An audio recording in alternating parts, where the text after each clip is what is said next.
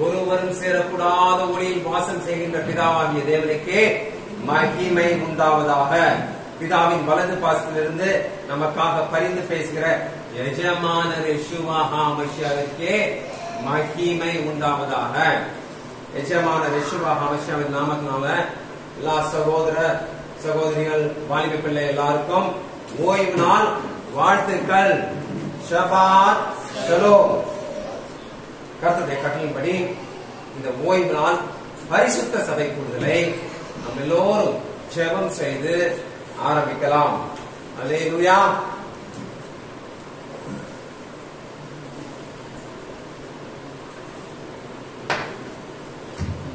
அல்லேலூயா. தேவனுக்கே மகிமை உண்டாவதாக. ஒருவருக்கொருவர் மறுபடியும் வாழ்த்திக் கொள்ளலாம். ஷபாத் ஷலோம் கோலஹான். ஷபாத் ஷலோம் கோலஹான். ஷபாத் ஷலோம் கோலஹான். கண்களை மூடி நாம் அன்பு நிறைந்தவரும் கிருபை நிறைந்தவருமான பிதாவாகிய தேவனை நோக்கி நம் கண்களை ஏறெடுத்து இந்த வேளையில இந்த நாளை ஆசீர்வதித்து பரிசுத்தப்படுத்தின எங்கள் பிதாவாகிய தேவனாகிய எங்கள் பரிசுத்தமுள்ள பிதாவே, உம்முடைய ராஜ்யம் வருவதாக உம்முடைய சித்தம் பரலோகத்திலே செய்யப்படுகிறது போல இந்த பூமியிலேயும் செய்யப்படுவதாக.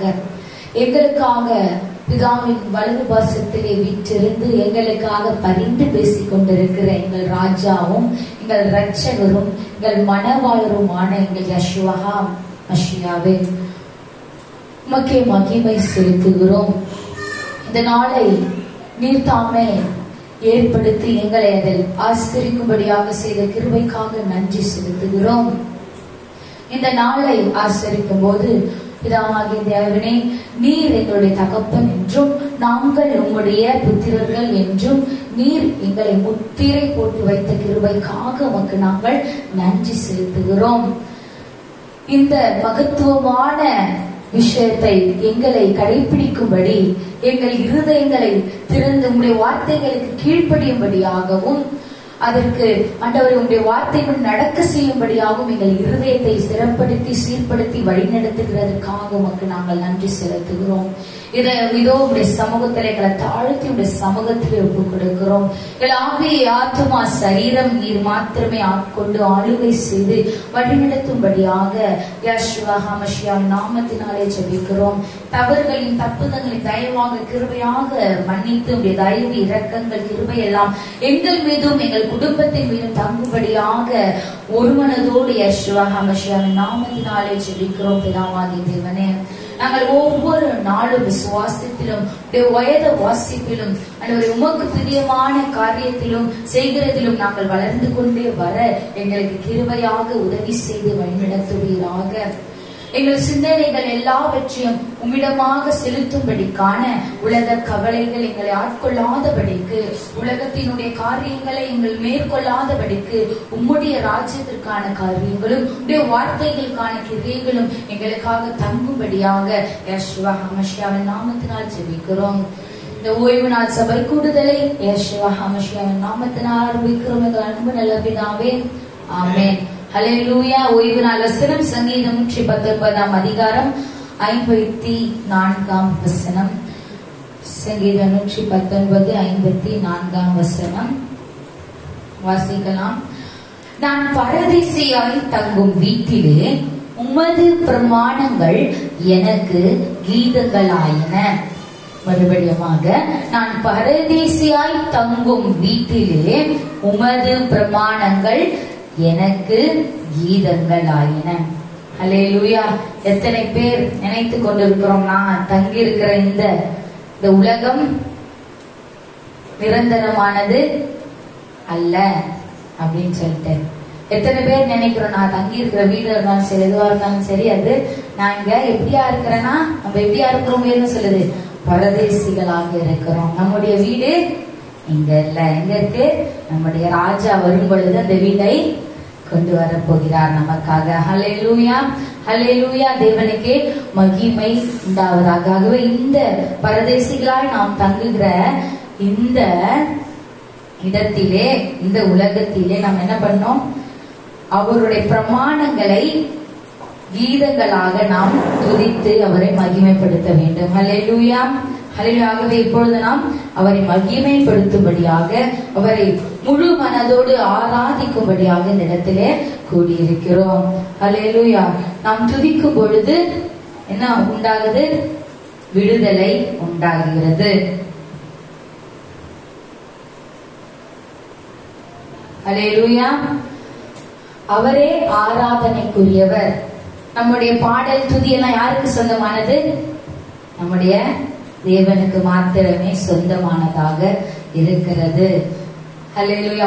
முழுமனதோடு இந்த வேலையில நாம் எபினேசரே ஆராதனை என்று இந்த வேலையில நாம் என்ன பண்ண போகிறோம்? துதிக்க போகிறோம். ஹல்லேலூயா. எங்கள் ஆராதனைக்குரிய தெய்வமே, உம்மையே ஆராதிக்கிறோம். நீரே எங்கள் ஆராதனைக்குரியவர் ஆண்டவரே. ஹல்லேலூயா.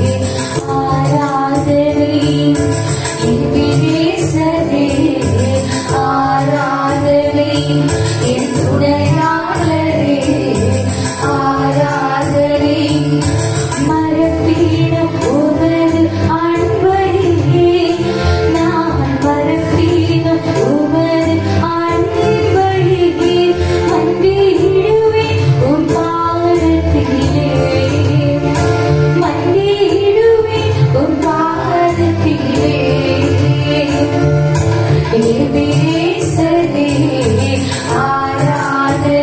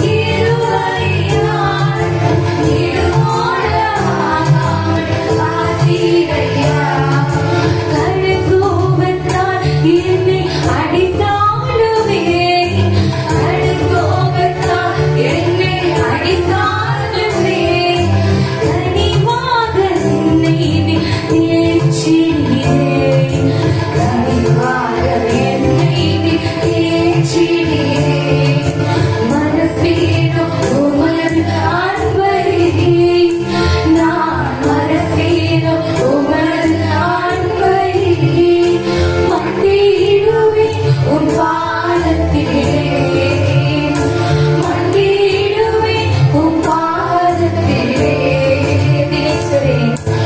எபினேசரே ஆராதனை என் துணையாளரே ஆராதனை.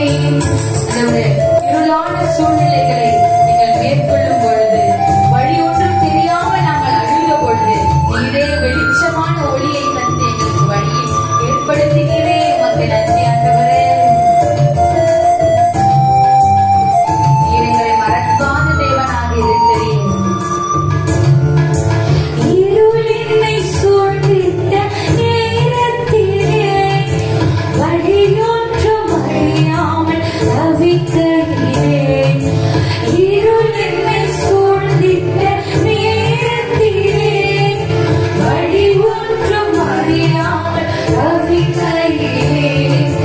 மறுதீரும் என்று நான் அழுதினையா, மறுதீரும் என்று நான் அழுதினையா, மறப்பேனோ என்று சொல்லி அழைத்தீரையா, மறவேனோ என்று சொல்லி அழைத்தீரையா, மறப்பேனோ உமது அன்பை, நான் மறப்பேனோ உமது அன்பை. மண்டியிடுவேன் உன் பாதத்திலே, மண்டியிடுவேன் உன் பாதத்திலே. எபினேசரே எபினேசரே ஆராதனை என் துணையாளரே ஆராதனை. எபினேசரே எபினேசரே ஆராதனை என் துணையாளரே ஆராதனை. மறப்பேனோ மறப்பேனோ உமது அன்பை, நான் மறப்பேனோ உமது அன்பை. மண்டியிடுவேன் உன் பாதத்திலே ஆண்டவரே, மண்டியிடுவோம் உன் பாதத்திலே. எபினேசரே ஆராதனை என் துணையாளரே ஆராதனை. அல்லேலூயா. அவர் ஒருவரே ஆராதனைக்குரியவர். அல்லேலூயா. இந்த உலகத்திலே உலக மனிதர்கள் என்ன சொல்லுவாங்க? எனக்கு உயிர் எதுன்னு சொல்லுவாங்க? உலக பிரகாரமான காரியங்கள். ஐயோ இது எனக்கு உயிரா இருக்குது, ஐயோ என் உயிர் மேல கையை வச்சிடாத அப்படின்னு சொல்லிட்டு என்ன பண்ணுவாங்க? இல்ல ஒரு காதல் அப்படின்னு சொல்லுவாங்க, நீதான் என் உயிர் அப்படின்னு சொல்லுவாங்க இல்லையா? ஆனால் நம்முடைய உயிர், உண்மையான உயிர் யார் என்றால் நம்முடைய யெஷுவா மஷியா. ஏனென்றால் அவரே தன் உயிரை நமக்காக தந்து பலியாகி நம்முடைய உயிரை காக்க வேண்டும் என்று பலியாய் வந்தவர். அல்லேலூயா.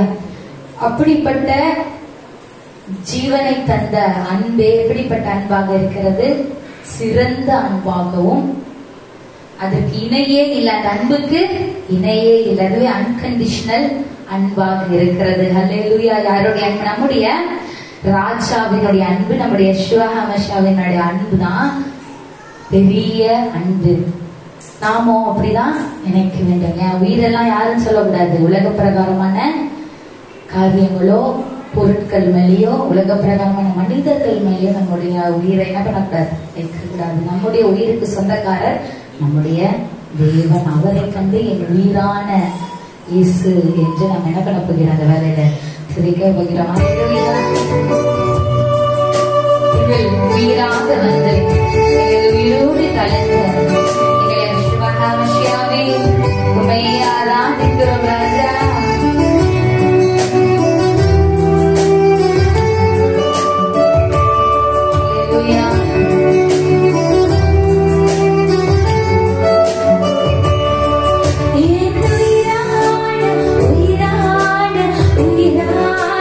Yeshua,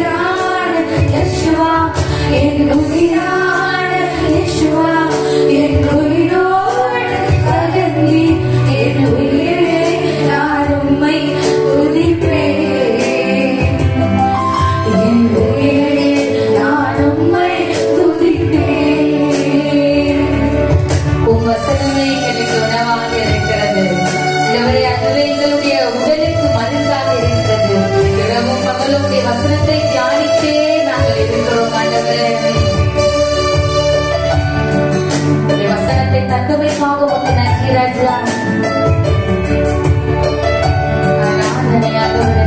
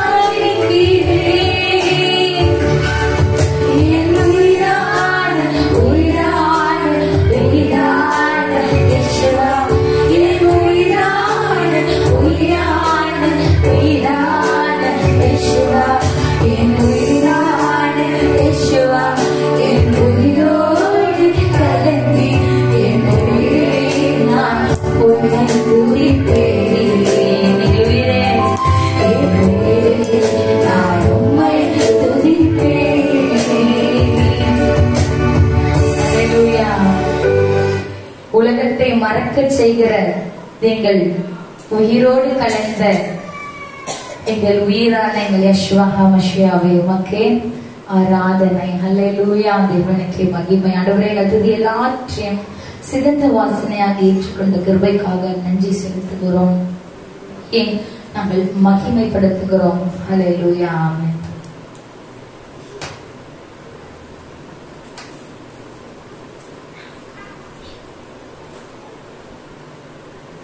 அல்லேலூயா. பிதாவாகிய தேவனுக்கே மகிமை உண்டாவதாக. நிஜமான யெஷுவா மஷியாவுக்கே மகிமை உண்டாவதாக.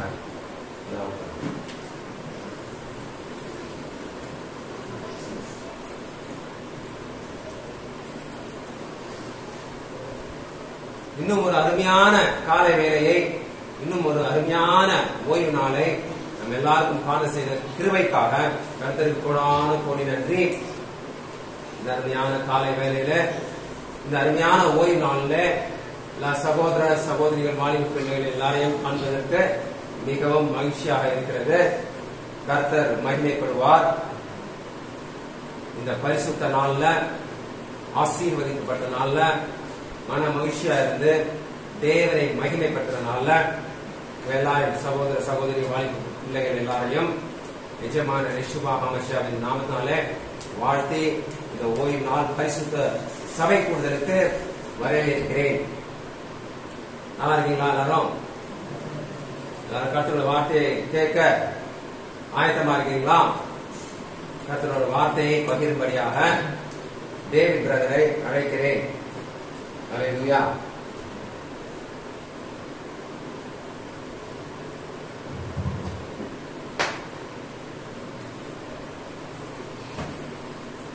யெஷுவா மஷியாவின் நாமத்தினாலே உங்கள் அனைவருக்கும் என்னுடைய வாழ்த்துதலை தெரிவித்துக் கொள்கிறேன்.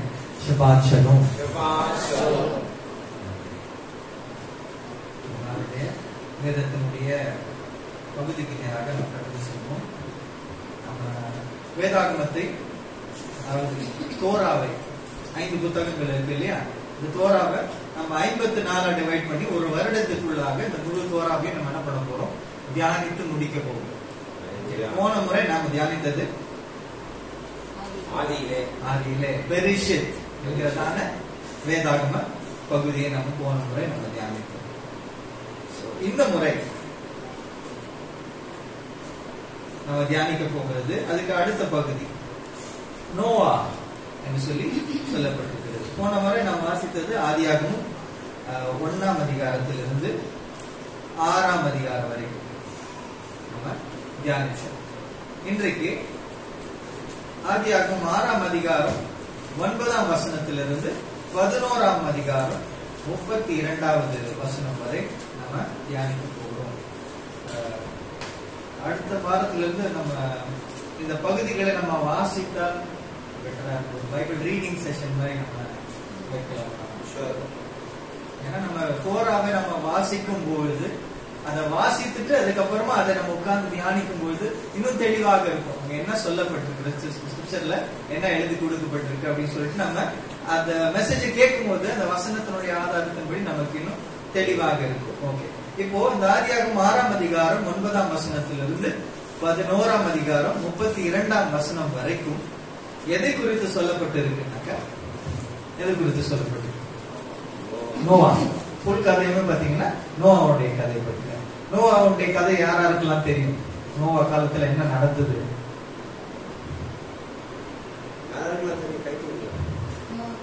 நோவா யாரு?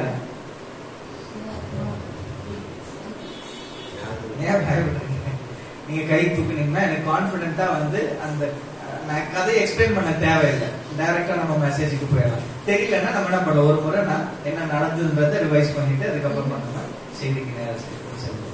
நோவா காலத்துல என்ன நடந்தது? சரி, ஓகே, டவுட்ஃபுல்லா இருக்கு. நோவா யாருடைய சந்ததினா ஆபிரகாம்ல இருந்து அப்படியே ஜீனியாலஜி நமக்கு கொடுக்கப்பட்டிருக்கு, வம்ச பட்டியல் கொடுக்கப்பட்டிருக்கு. நோவா காலத்துல என்ன ஆச்சுன்னு பாத்தீங்கன்னா, கர்த்தர் ஏற்படுத்தின உடன்படிக்கை போன வாரம் பார்த்தோம்ல, பெரிஷித் என்று சொல்லி மனிதனோட கூட முதல் ஆண்டு என்ன பண்றாரு, ஒரு உடன்படிக்கை ஏற்படுத்துகிறார். அந்த பெருத்தென்றதான் உடன்படிக்கைக்குள்ளாக அவர் என்ன பண்றாரு, நடந்து போகிறாருன்னு சொல்லி பார்த்தோம். ஆதாமோடு கூட முதல் மனிதனோடு கூட ஆண்டவர் என்ன பண்ணாரு, ஒரு உடன்படிக்கையை ஏற்படுத்தினார். ஒரு ஏதேன் தோட்டத்தை உருவாக்கி ஆண்டவர் என்ன பண்ணாரு, இந்த தோட்டத்துல நான் வைக்கிறேன், இந்த தோட்டத்துல இருக்க எல்லா கனியும் நீ சாப்பிடலாம், 99.9% என்ன பண்ணலாம், எனக்கு உரிமை இருக்கிறது. அந்த 0.1 இருக்கு பாரு, அந்த 0.1 மட்டும் நீ தொடாத, அது வந்து தீங்கை விளைவிக்கும் என்று சொல்லி ஆண்டவர் சொல்றாரு. ஆனா அந்த 99.9 விட்டுட்டு மனிதனுடைய நோக்கம் எது மேல போச்சு, அந்த 0.1. நம்முடைய இயற்கை அப்படிதான், எவ்வளவு ஃப்ரீடம் ஆண்டவர் கொடுத்து வைத்திருந்தாலும், எவ்வளவு ஆசை கொடுத்து எதை செய்யாதன்னு சொல்லிட்டு சொன்னா அது மேலதான் நமக்கு மைண்டு போகும். ஏன் அது செய்யக்கூடாது, செஞ்சா என்ன ஆகும் அப்படின்னு சொல்லிட்டு தான் கர்த்தர் கொடுத்த லிபர்ட்டியை விட்டுட்டு மனிதன் என்ன பண்ணான், செய்யக்கூடாது என்று சொல்லி சொன்ன காரியத்தை செய்த நிமித்தமாக அந்த உடன்படிக்கை என்ன பண்ணப்பட்டது, உடைக்கப்பட்டது. கர்த்தர் மனுஷனோடு கூட செய்த உடன்படிக்கை, மனுஷன் கொடுத்த அத்தாரிட்டியை மனுஷன் என்ன பண்ணிட்டான், இழந்து போய் அந்த உடன்படிக்கை அந்த அந்த ஆளுகை எல்லாம் யாருக்கு போயிடுச்சு, பிசாசுக்கு போயிடுச்சு. யெஷுவா வந்த போகுது உலகத்துல வந்து பண்ண சொல்றாரு, உலகத்தின் அதிபதி வருகிறான். யார சொல்றாரு, பிசாசு சொல்றாரு. அவன் எப்போ இந்த உலகத்தினுடைய அதிபதியான மனுஷனை தான் கர்த்தர் என்ன பண்ணாரு, உலகத்தின் அதிபதியாக வைத்தார். எல்லாத்தையும் சாவியை நான் உங்ககிட்ட கொடுக்கிறேன், மிருக ஜீவன்கள் எல்லா சிருஷ்டிப்பின் அதிகாரமும் உன்னுடைய கையில கொடுக்கிறேன் ஆண்டவர் சொன்னாரு. ஏன்னா என்ன ஆச்சு, இந்த சாவி மனுஷன் உடன்படிக்கை உடைச்சதுனால அந்த சாவி யார் கையில போயிடுச்சு, பிசாசு கையில போயிடுச்சு. இன்னைக்கு உலகத்துக்கு அதிபதி யாரா இருக்கிறான், பிசாசாக தான் இருக்கிறான், சத்துருவாக தான். சரி, இந்த உடன்படிக்கை உடைத்து விட்டார் மனிதன். உடைந்த உடன்படிக்கையை மறுபடியும் ஆண்டவர் என்ன பண்றாரு, சீர்படுத்த நினைக்கிறார். நோவாவுடைய காலத்துல பாத்தீங்கன்னாக்கா எல்லாருமே ஆதாம்ல தொடங்கி ஆதாமுக்கு வந்த சந்ததி எல்லாமே கர்த்தருக்கு பிரியமில்லாத காரியங்களை செய்ய ஆரம்பித்தாங்க. மனுஷனை உண்டாக்கினது நிமித்தமாக கர்த்தர் என்ன பண்ணாரா, துக்கப்பட்டார், மனஸ்தாபப்பட்டார் என்று சொல்லி வேதவசனம் சொல்லி மனுஷனை உண்டாக்கி அவ்வளவு துக்கப்படுத்தினாங்க. மனுஷன் என்னென்ன காரியம் எல்லாம் செய்யக்கூடாது, முழு சிருஷ்டிப்பையுமே கர்த்தருடைய பார்வையிலிருந்து கர்த்தருடைய பிளான்ல இருந்து என்ன பண்ணிட்டான், டீவியேட் பண்ணி மனிதன் கொண்டு போய்விட்டான். எல்லாமே அசுத்தமாகப்பட்டு விட்டது. எந்த நோக்கத்துக்காக மனுஷன் உருவாக்கப்பட்டானோ அந்த நோக்கத்தை தாண்டி வேற வழியில உலகம் போயிட்டு இருக்கு. கர்த்தர் என்ன பண்றாரு, ஓகே இதுக்கு நான் ஒரு முடிவை உண்டு பண்ணேன். இப்படியே இருந்தாக்கா மனு குலத்தை நான் என்ன பண்ண முடியாது, மீட்கவே முடியாது. என்னுடைய கையை விட்டு மனுஷன் என்ன பண்ணிருவான், போயிடுவான்னு சொல்லிட்டு நினைச்சு ஆண்டவர் என்ன பண்றாரு, ஒரே ஒரு குடும்பத்தை செலக்ட் பண்றாரு. ஆண்டவர் செலக்ட் பண்ணல, இந்த எல்லார் மத்தியிலும் ஒரு குடும்பம் என்னவா இருக்கு, இந்த தவறுகள் எதுலயுமே பார்ட்டிசிபேட் பண்ணாம, இந்த குற்றங்கள் எதுவுமே பார்ட்டிசிபேட் பண்ணாம ஒரே ஒரு குடும்பம் மாத்திரம், 8 பேர் கொண்டதான ஒரு குடும்பம் மாத்திரம் என்ன பண்ணப்பட்டிருக்கு, நீதிமான்களாக கர்த்தருடைய உடன்படிக்கையை தொடர்ந்து பிடித்துக் கொண்டிருந்தவர்களாக இருந்தார்கள். அப்ப ஆண்டவர் என்ன பண்றாரு, ஆண்டவருடைய பார்வை நோவா மேல படுகிறது, அவனுடைய குடும்பத்தின் மேல படுகிறது. ஓகே, ஆண்டவர் என்ன பண்றாரு, நோவா கிட்ட சொல்றாரு, நான் என்ன பண்றேன், ஒரு பெரிய ஒரு மாற்றத்தை உலகத்துல என்ன பண்ண போறேன், உருவாக்க போறேன், நான் உன்னை தெரிந்தெடுத்து இருக்கிறேன், நீ என்ன பண்ணணும், எனக்காக ஒரு பேழை உண்டு பண்ண வேண்டும். அந்த பேழையில என்ன பண்ணணும், உலகத்துல இருக்கிற எல்லா சுத்தமான மிருகங்கள் அசுத்தமான மிருகங்கள் எல்லாத்துலயும் என்ன பண்ணணும், ஜோடி ஜோடியாக சேர்த்து அதுல நீ கொண்டு வந்து வைத்து விடணும். மிக பெரிய பேழை, அதுல உன்னுடைய குடும்பத்தாரும் போய் சேர வேண்டும் என்று சொல்லி நான் என்ன பண்ணுவேன், பூமியில மழை வர வைப்பேன். பூமியில ஃபுல்லா என்னாச்சு, மழை பெய்ந்தது. பைபிள் சொல்லப்படுது, வானத்தினுடைய மதல்களை ஆண்டவர் என்ன பண்ணாரு, திறந்தார். பூமியுடைய ஊற்றுக்கண்களை திறந்தார்.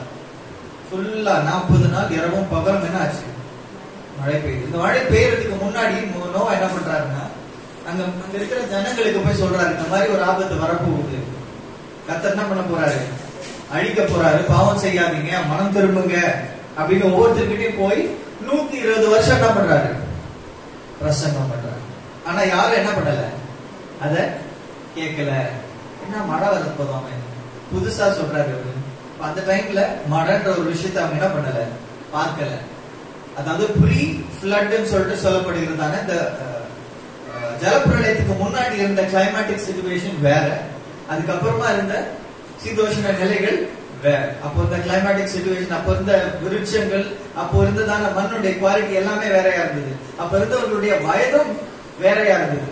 எல்லாரும் எத்தனை வருஷம் வாழ்ந்தாங்க, நோவா எத்தனை வருஷம் வாழ்ந்தாரு, 950 இயர்ஸ், ஏறக்குறைய 1000 வருஷம் வாழ்றவங்க. அப்போ பூமி வந்து என்ன ஒரு செழிப்பான ஒரு இதுவா இருந்திருக்கும், யோசித்து பாருங்க.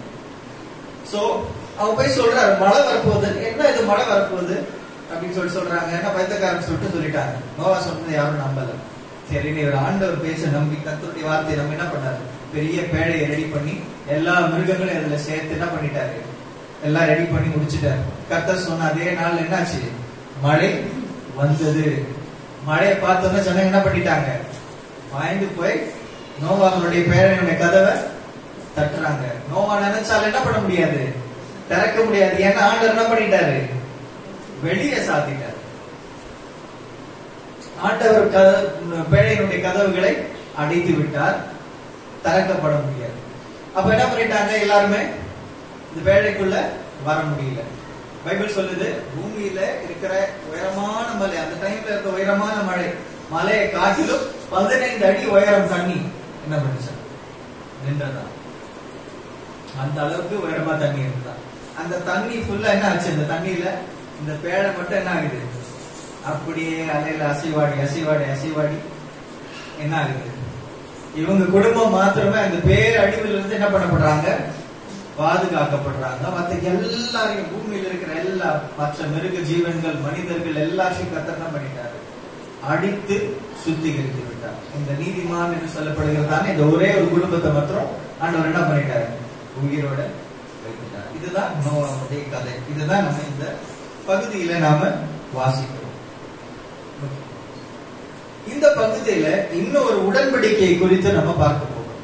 முதல்ல ஒரு உடன்படிக்கை நம்ம பார்த்தோம் இல்லையா, பெருத் என்கிறதான ஒரு உடன்படிக்கையை பார்த்தோம். இந்த பகுதியில இன்னும் ஒரு உடன்படிக்கை நாம பார்க்க போகிறோம். ஆண்டவர் நோவாவோடு கூட பண்ணதான உடன்படிக்கை குறித்து நம்ம பார்க்க போறோம். அதை பார்க்கிறதுக்கு முன்பதாக ஒரு வேதத்திலிருந்து ஒரு வசனத்தை நீங்க வாசிங்க. பிரசங்கி 1ஆம் அதிகாரம் 9ஆம் வசனம் 10ஆம் வசனம். எக்லீசியாஸ்டிஸ் பிரசங்கி 1ஆம் அதிகாரம் 9ஆம் வசனம் 10ஆம் வசனம்.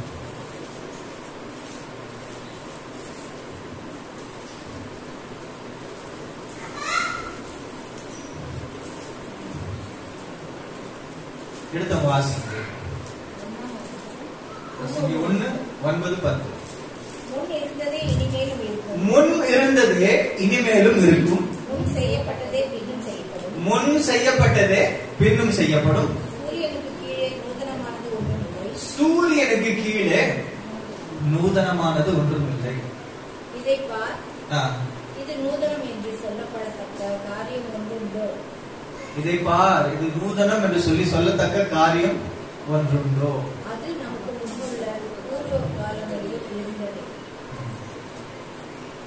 அப்படின்னா பிரசங்கி ஒரு விஷயத்தை, ஒரு வேதாகமத்தினுடைய ஒரு ஆழமான சத்தியத்தை நம்ம தெளிவாய் புரிந்து கொள்ள வேண்டும் என்று சொல்லுகிறார். என்னன்னா, இது பாருப்பா புதுசு, இது புதுசா ஒருத்தவங்க சொல்றாங்க பாருங்கன்னு சொல்லிட்டு ஒருத்தரும் உலகத்துல சொல்லவே முடியாது. ஏன்னா முன் இருந்ததே மறுபடியும் இருக்கும். முன்பு செய்யப்பட்டதே மறுபடியும் செய்யப்படும் அப்படின்னு சொல்றாரு. There is nothing new under the sun. சூரியனுக்கு கீழே புதுசா வருதுன்னு சொல்லிட்டு எந்த விஷயமும் கிடையாது.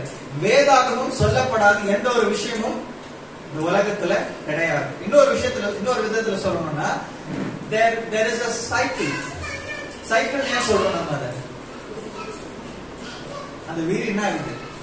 சுத்துது. ஒரு முறை சுத்தி வரும்போது கொஞ்சம் தூரம் போறோம், அடுத்த முறை சுத்தும் போது என்ன பண்றோம்? இன்னும் கொஞ்சம் தூரம் போறோம். அதனாலதான் அதுக்கு சைக்கிள் என்று சொல்லப்பட்டிருக்கு. இந்த உலகம் முழுசுமே ஒரு செய்யப்பட்ட காரியங்களை திரும்ப திரும்ப திரும்ப திரும்ப செய்யப்படுகிறது. இன்னொரு விதத்துல சொல்லணும்னா லேயர்ஸ் என்று சொல்லலாம். லேயர்ஸ். வெங்காயம் தெரியல உங்களுக்கு? வெங்காயத்துக்குள்ள என்ன இருக்கு? முதல் தோல் உரிச்சிடும், உள்ள என்ன இருக்கும்? ஃப்ரெஷ்ஷா வெங்காயம் இருக்கும். அது உரிச்சாக்க என்ன ஆகும்? ஃபுல்லாவே லேயர்ஸ் தான். முழு உலகமுமே அப்படிதான். There are layers of truth. இந்த தோராவையே ஒவ்வொரு ஆண்டும் நம்ம முழுசா படிச்சு முடிக்கணும் அப்படின்னு நம்ம சொல்லப்படுகிறதுனா இதுக்குள்ள நிறைய லேயர்ஸ் இருக்கு. ஆண்டு என்ன பண்ணிருக்காரு? நிறைய மறைபொருட்களை வைத்திருக்கிறார். முன் நடந்ததே மீண்டும் நடக்கப்படும். அப்ப முன்னாடி என்ன நடந்தது, ஆதியாகமத்துல என்ன நடந்ததுன்னு ஏன் நம்ம தெரிஞ்சுக்கணும்? எப்பயோ வருஷத்துக்கு எத்தனை 1000 வருஷத்துக்கு முன்னாடி நடந்த ஜலப்பிரளயத்தை குறிச்சு இன்னைக்கு ஏன் நம்ம கற்றுக்கொள்ள வேண்டும் என்றால் இது முன்னாடி நடந்தது கிடையாது. இனிமேல் அதே போல என்ன பண்ணப்பட போகிறது? நடக்க போகிறது. நடக்க போகிறவைகளுக்கு இது என்ன பண்ணப்படுது? திருஷ்டாந்தம், நிழலாட்டம். அப்ப புதுசா எந்த விஷயமும் கிடையாது. ஏற்கனவே நடந்ததை கர்த்தர் என்ன பண்றாரு? மீண்டும் மீண்டுமாக அது செய்கிறார். ஏன்னா அது வேதத்துல நமக்கு ஒரு பேட்டர்னாக சொல்லப்படுகிறது. வேதாகமத்தை தெரிந்து கொள்ளுகிறவர்கள், வேதாகமத்தை தியானிக்கிறவர்களுக்கு இந்த விஷயம் என்ன பண்ணப்படும்? தெளிவாக புரிந்து கொள்ளப்படும். ஒரு முறை கிடையாது, 2 முறை கிடையாது. ஆண்டவர் என்ன பண்றாரு? லேயர் பை லேயரா இந்த விஷயத்தை கன்ஃபார்ம் பண்றாரு. இது எப்படி என்று சொல்லி நாம வேதாகமத்தை நாம் பார்த்து ஆராய போகிறோம். ஓகே, இந்த ஜல பிரளயம் அப்படின்னு சொல்லும் போது முக்கியமான போக்கஸ் இதுல எதுல இருக்கு? எதனால அடிக்கிறார் உலகத்தை? தண்ணீரினால அடிக்கிறார். இந்த தண்ணீர் என்பது வேதாகமத்துல மிக முக்கியமான ஒரு கான்செப்ட் என்று சொல்லி நாம் புரிந்து கொள்ள வேண்டியது அவசியமா இருக்கிறது. தண்ணீர் எதை குறிக்கிறது? தண்ணீர் நம்ம எதுக்காக பயன்படுத்துகிறோம்? குடிக்கிறதுக்கு. உள்ளேயும் வேணும், வெளியும் வேணும் இல்லையா? நம்மளோட ஃபுல் பாடியுமே is made up of water. நம்ம சரீரமே தண்ணியா தான் இருக்குது. அதுக்குள்ள எலும்பு இருக்கு அப்படின்னு சொல்லப்படுது. முழு உலகத்துல 1/3 ஆஃப் த வேர்ல்ட் என்னது? தண்ணி தான். 3 பகுதியில ஒரு பகுதி என்னது? தண்ணி தான். இல்ல சாரி,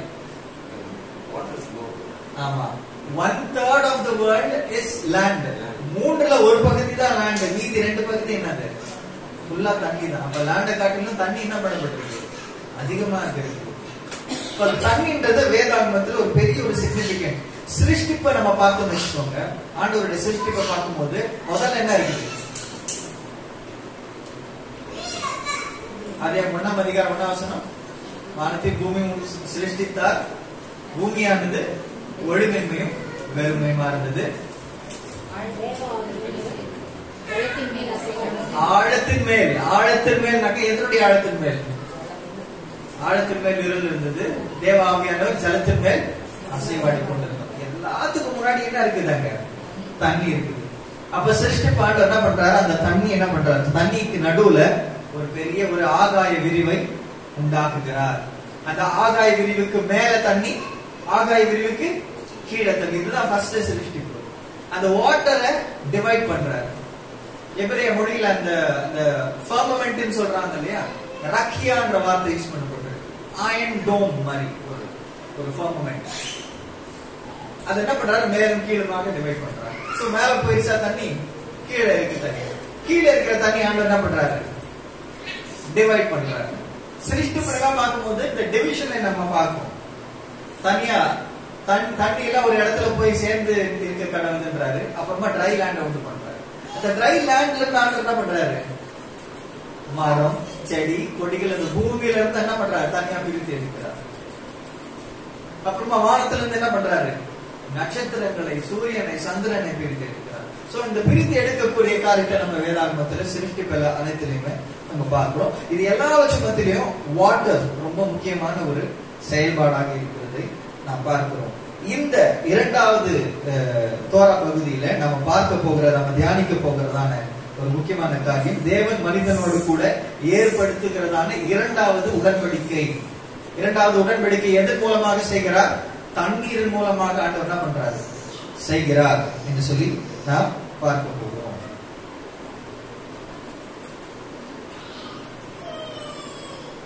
ஒரு மனிதன் ரட்சிக்கப்பட்ட பிறகு அதுக்கு முக்கியமான அடையாளமா என்ன செய்ய சொல்லுது வேதம்? சொல்லுங்க, கரெக்டா சொல்லுங்க. பாப்டிசம் இல்லையா? ஒரு மனுஷன் ரட்சிக்கப்பட்டான்றதுக்கு மெயினான அடையாளம் என்னது? பாப்டிசம்.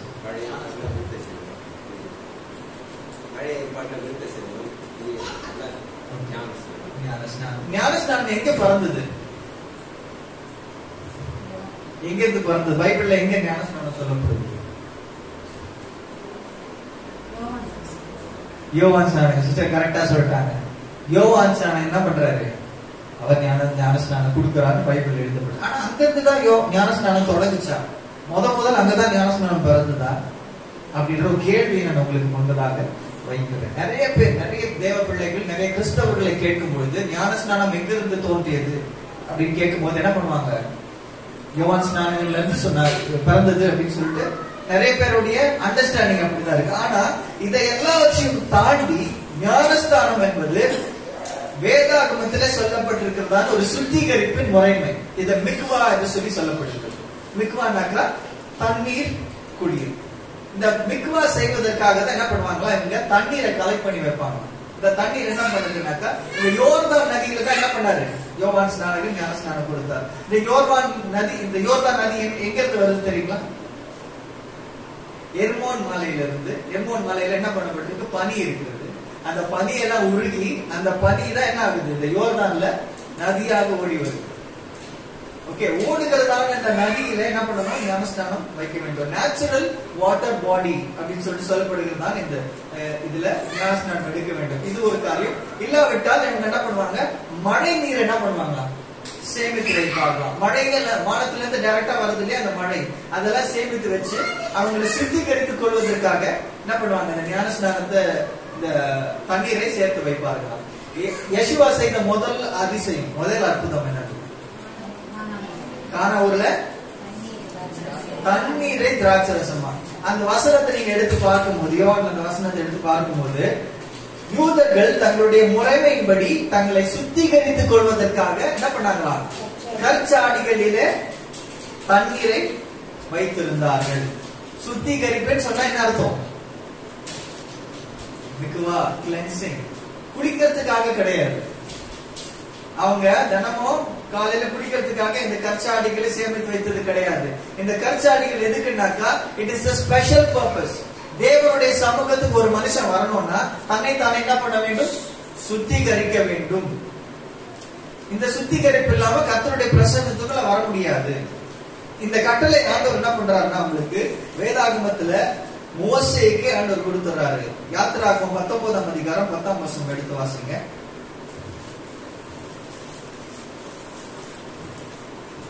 இன்னும் கர்த்தர் மோசேயை நோக்கி, நீ ஜனங்களிடத்தில் போய் இன்றைக்கும் நாளைக்கும் அவர்களை பரிசுத்தப்படுத்தி, இன்றைக்கும் நாளைக்கும் அவர்களை பரிசுத்தப்படுத்தி, அவர்கள் தங்கள் வஸ்திரங்களை தோய்த்து, அவங்க என்ன பண்ணணுமா? அவங்களை சுத்திகரிக்கணுமா? அவங்க வஸ்திரத்தை என்ன பண்ணணுமா? தோய்க்கணுமா? வாசிங்க. 3ஆம் நாளைக்கு ஆயத்தப்பட்டிருக்க கடவர்கள்.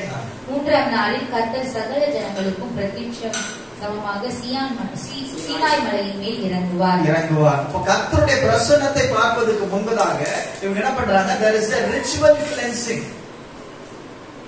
ஓகேங்களா? இவங்களுக்கு ஒரு சுத்திகரிக்கக்கூடியதான ஒரு முறைமையை கர்த்தர் என்ன பண்றாரு? கொடுக்கிறார். நீங்க எல்லாம் அழுக்கா இருக்கீங்க, ஆனாலும் கர்த்தர் என்ன பண்றாரு? உங்களை குளிச்சுட்டு வர சொல்றாருன்றதுக்கான அர்த்தம் கிடையாது. இங்க தண்ணீரினால சுத்திகரிக்க சொல்வதற்கான அர்த்தம் என்னன்னா, இந்த தண்ணீரினால சுத்திகரிக்க கூடியதான இந்த ஒரு நிலையானது ஒரு மறுபிறப்பை குறிக்கிறது. எல்லாம் சொல்லுங்க, ஒரு மறுபிறப்பை குறிக்கிறது.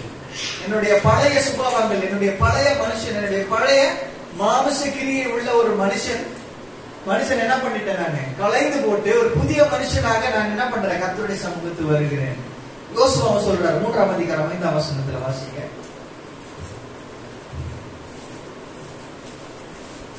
யோசுவா 3:5. யோசுவா ஜனங்களை நோக்கி உங்களை பரிசுத்தம் பண்ணிக் கொள்ளுங்கள். நாளைக்கு கர்த்தர் உங்கள் நடுவிலே அற்புதங்களை செய்வார் என்றார். நாளைக்கு உங்கள் கர்த்தர் உங்கள் நடுவிலே அற்புதம் செய்வார். அப்பனா இவங்க என்ன பண்ணுவாங்க, மிக்வா என்று சொல்லப்படுகிறதுனால இந்த தண்ணீர் குழியில என்ன பண்ணுவாங்க, ஒரு ரிச்சுவல் கிளென்சிங், கர்த்தருடைய பிரசன்னத்துக்கு போறதுக்கு முன்னாடி. இதே காரியம் தான் எருசலேம் தேவாலயம் இஸ்ரேல்ல கட்டப்பட்ட போதும் என்ன பண்ணப்பட்டது, அவங்களுக்கு கொடுக்கப்பட்டது. எருசலேம் தேவாலயம் எங்க இருக்குதான் தெரியுங்களா, மலை மேல இருக்கும். அந்த மலை மேல ஏறி வரணும்னா கீழே என்ன பண்ணணும், அவங்க சீலோவாம் என்கிறதான குளத்துல என்ன பண்ணணும், அவங்க இந்த மிக்வா ரிச்சுவல் கிளென்சிங் பண்ணிட்டு என்ன பண்ணணும், மலை மேல ஏறும். இந்த சீலோவாக்குள்ள குளத்துக்குள்ள இறங்கணும்னாலே அவங்க என்ன பண்ணணும், தனியா குடிச்சிட்டு தான் வரணும். இந்த சீலோவாம் குளத்துக்குள்ள போகிறதுக்கான அர்த்தம் என்னன்னா, தேவ பிரசன்னத்துக்கு முன்னாடி என்னுடைய பழைய சுபாவங்களை நான் என்ன பண்றேன், பின்னே விட்டு விடுகிறேன், என்னை சுத்தப்படுத்திக் கொள்கிறேன், என்னுடைய ஆத்மாவை சுத்தப்படுத்துகிறேன், ஒரு புது மனுஷனாக நான் தேவ சமூகத்துக்கு முன்பதாக நான் வந்து நிற்கிறேன் என்பதற்கான அடையாளமாக கர்த்தர் என்ன பண்றாரு, இந்த காரியத்தை அவர்களுக்கு செய்ய சொல்றாரு. இப்ப ஞானஸ்நானம் எங்க இருந்து பிறந்தது, தோராவில இருந்து வந்தது. அதான் சொன்னேன், முன் செய்ததே செய்யப்படும், முன் இருந்ததே இருக்கும். சூரியனுக்கு கீழே நூதனமானது ஒன்றும் இல்ல. புத்தக யோவான் ஒரு விஷயத்த சொல்லல, ஏற்கனவே வேதாகமத்துல சொல்லப்பட்டிருக்கிற விஷயத்தை என்ன பண்றாரு ஆண்டவர் யோவான் ஸ்நானகன் மூலமாக நிறைவேற்றி இருக்கிறார். இந்த தண்ணீரை குறித்து நிறைய விஷயங்கள் நாம ஆராய்ந்து பார்க்க போகிறோம்.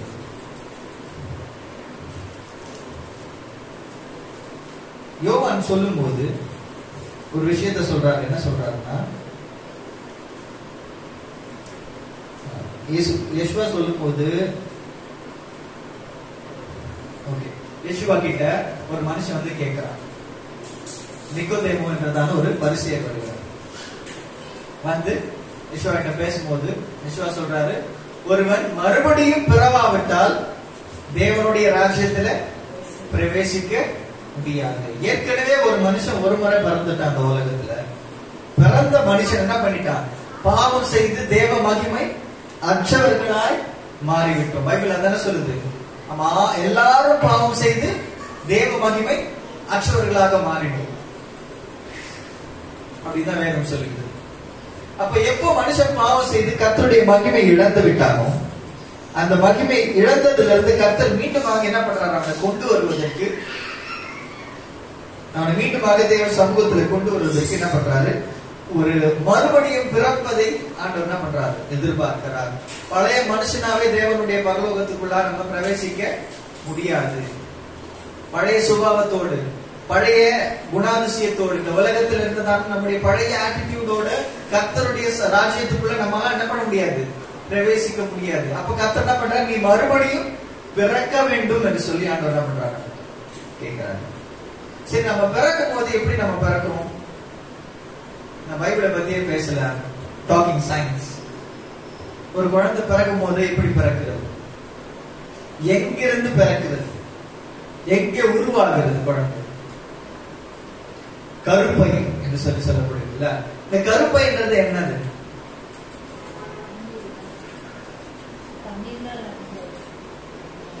இந்த கருப்பைக்குள்ள என்ன இருக்கு? குழந்தை இருக்கு. இந்த கருப்பைக்குள்ள என்ன இருக்கும்? ஃபுல்லா காத்து இருக்குமா? என்ன இருக்கும்?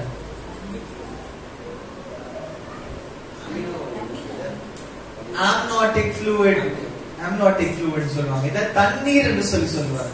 ஒரு குழந்தை பிறக்கும் போது எங்க இருந்து பிறக்கிறதுனா தண்ணீர்ல இருந்து தான் பிறக்கிறது. புரியுதா உங்களுக்கு? தண்ணீர்ல இருந்து தான் பிறக்கிறோம்.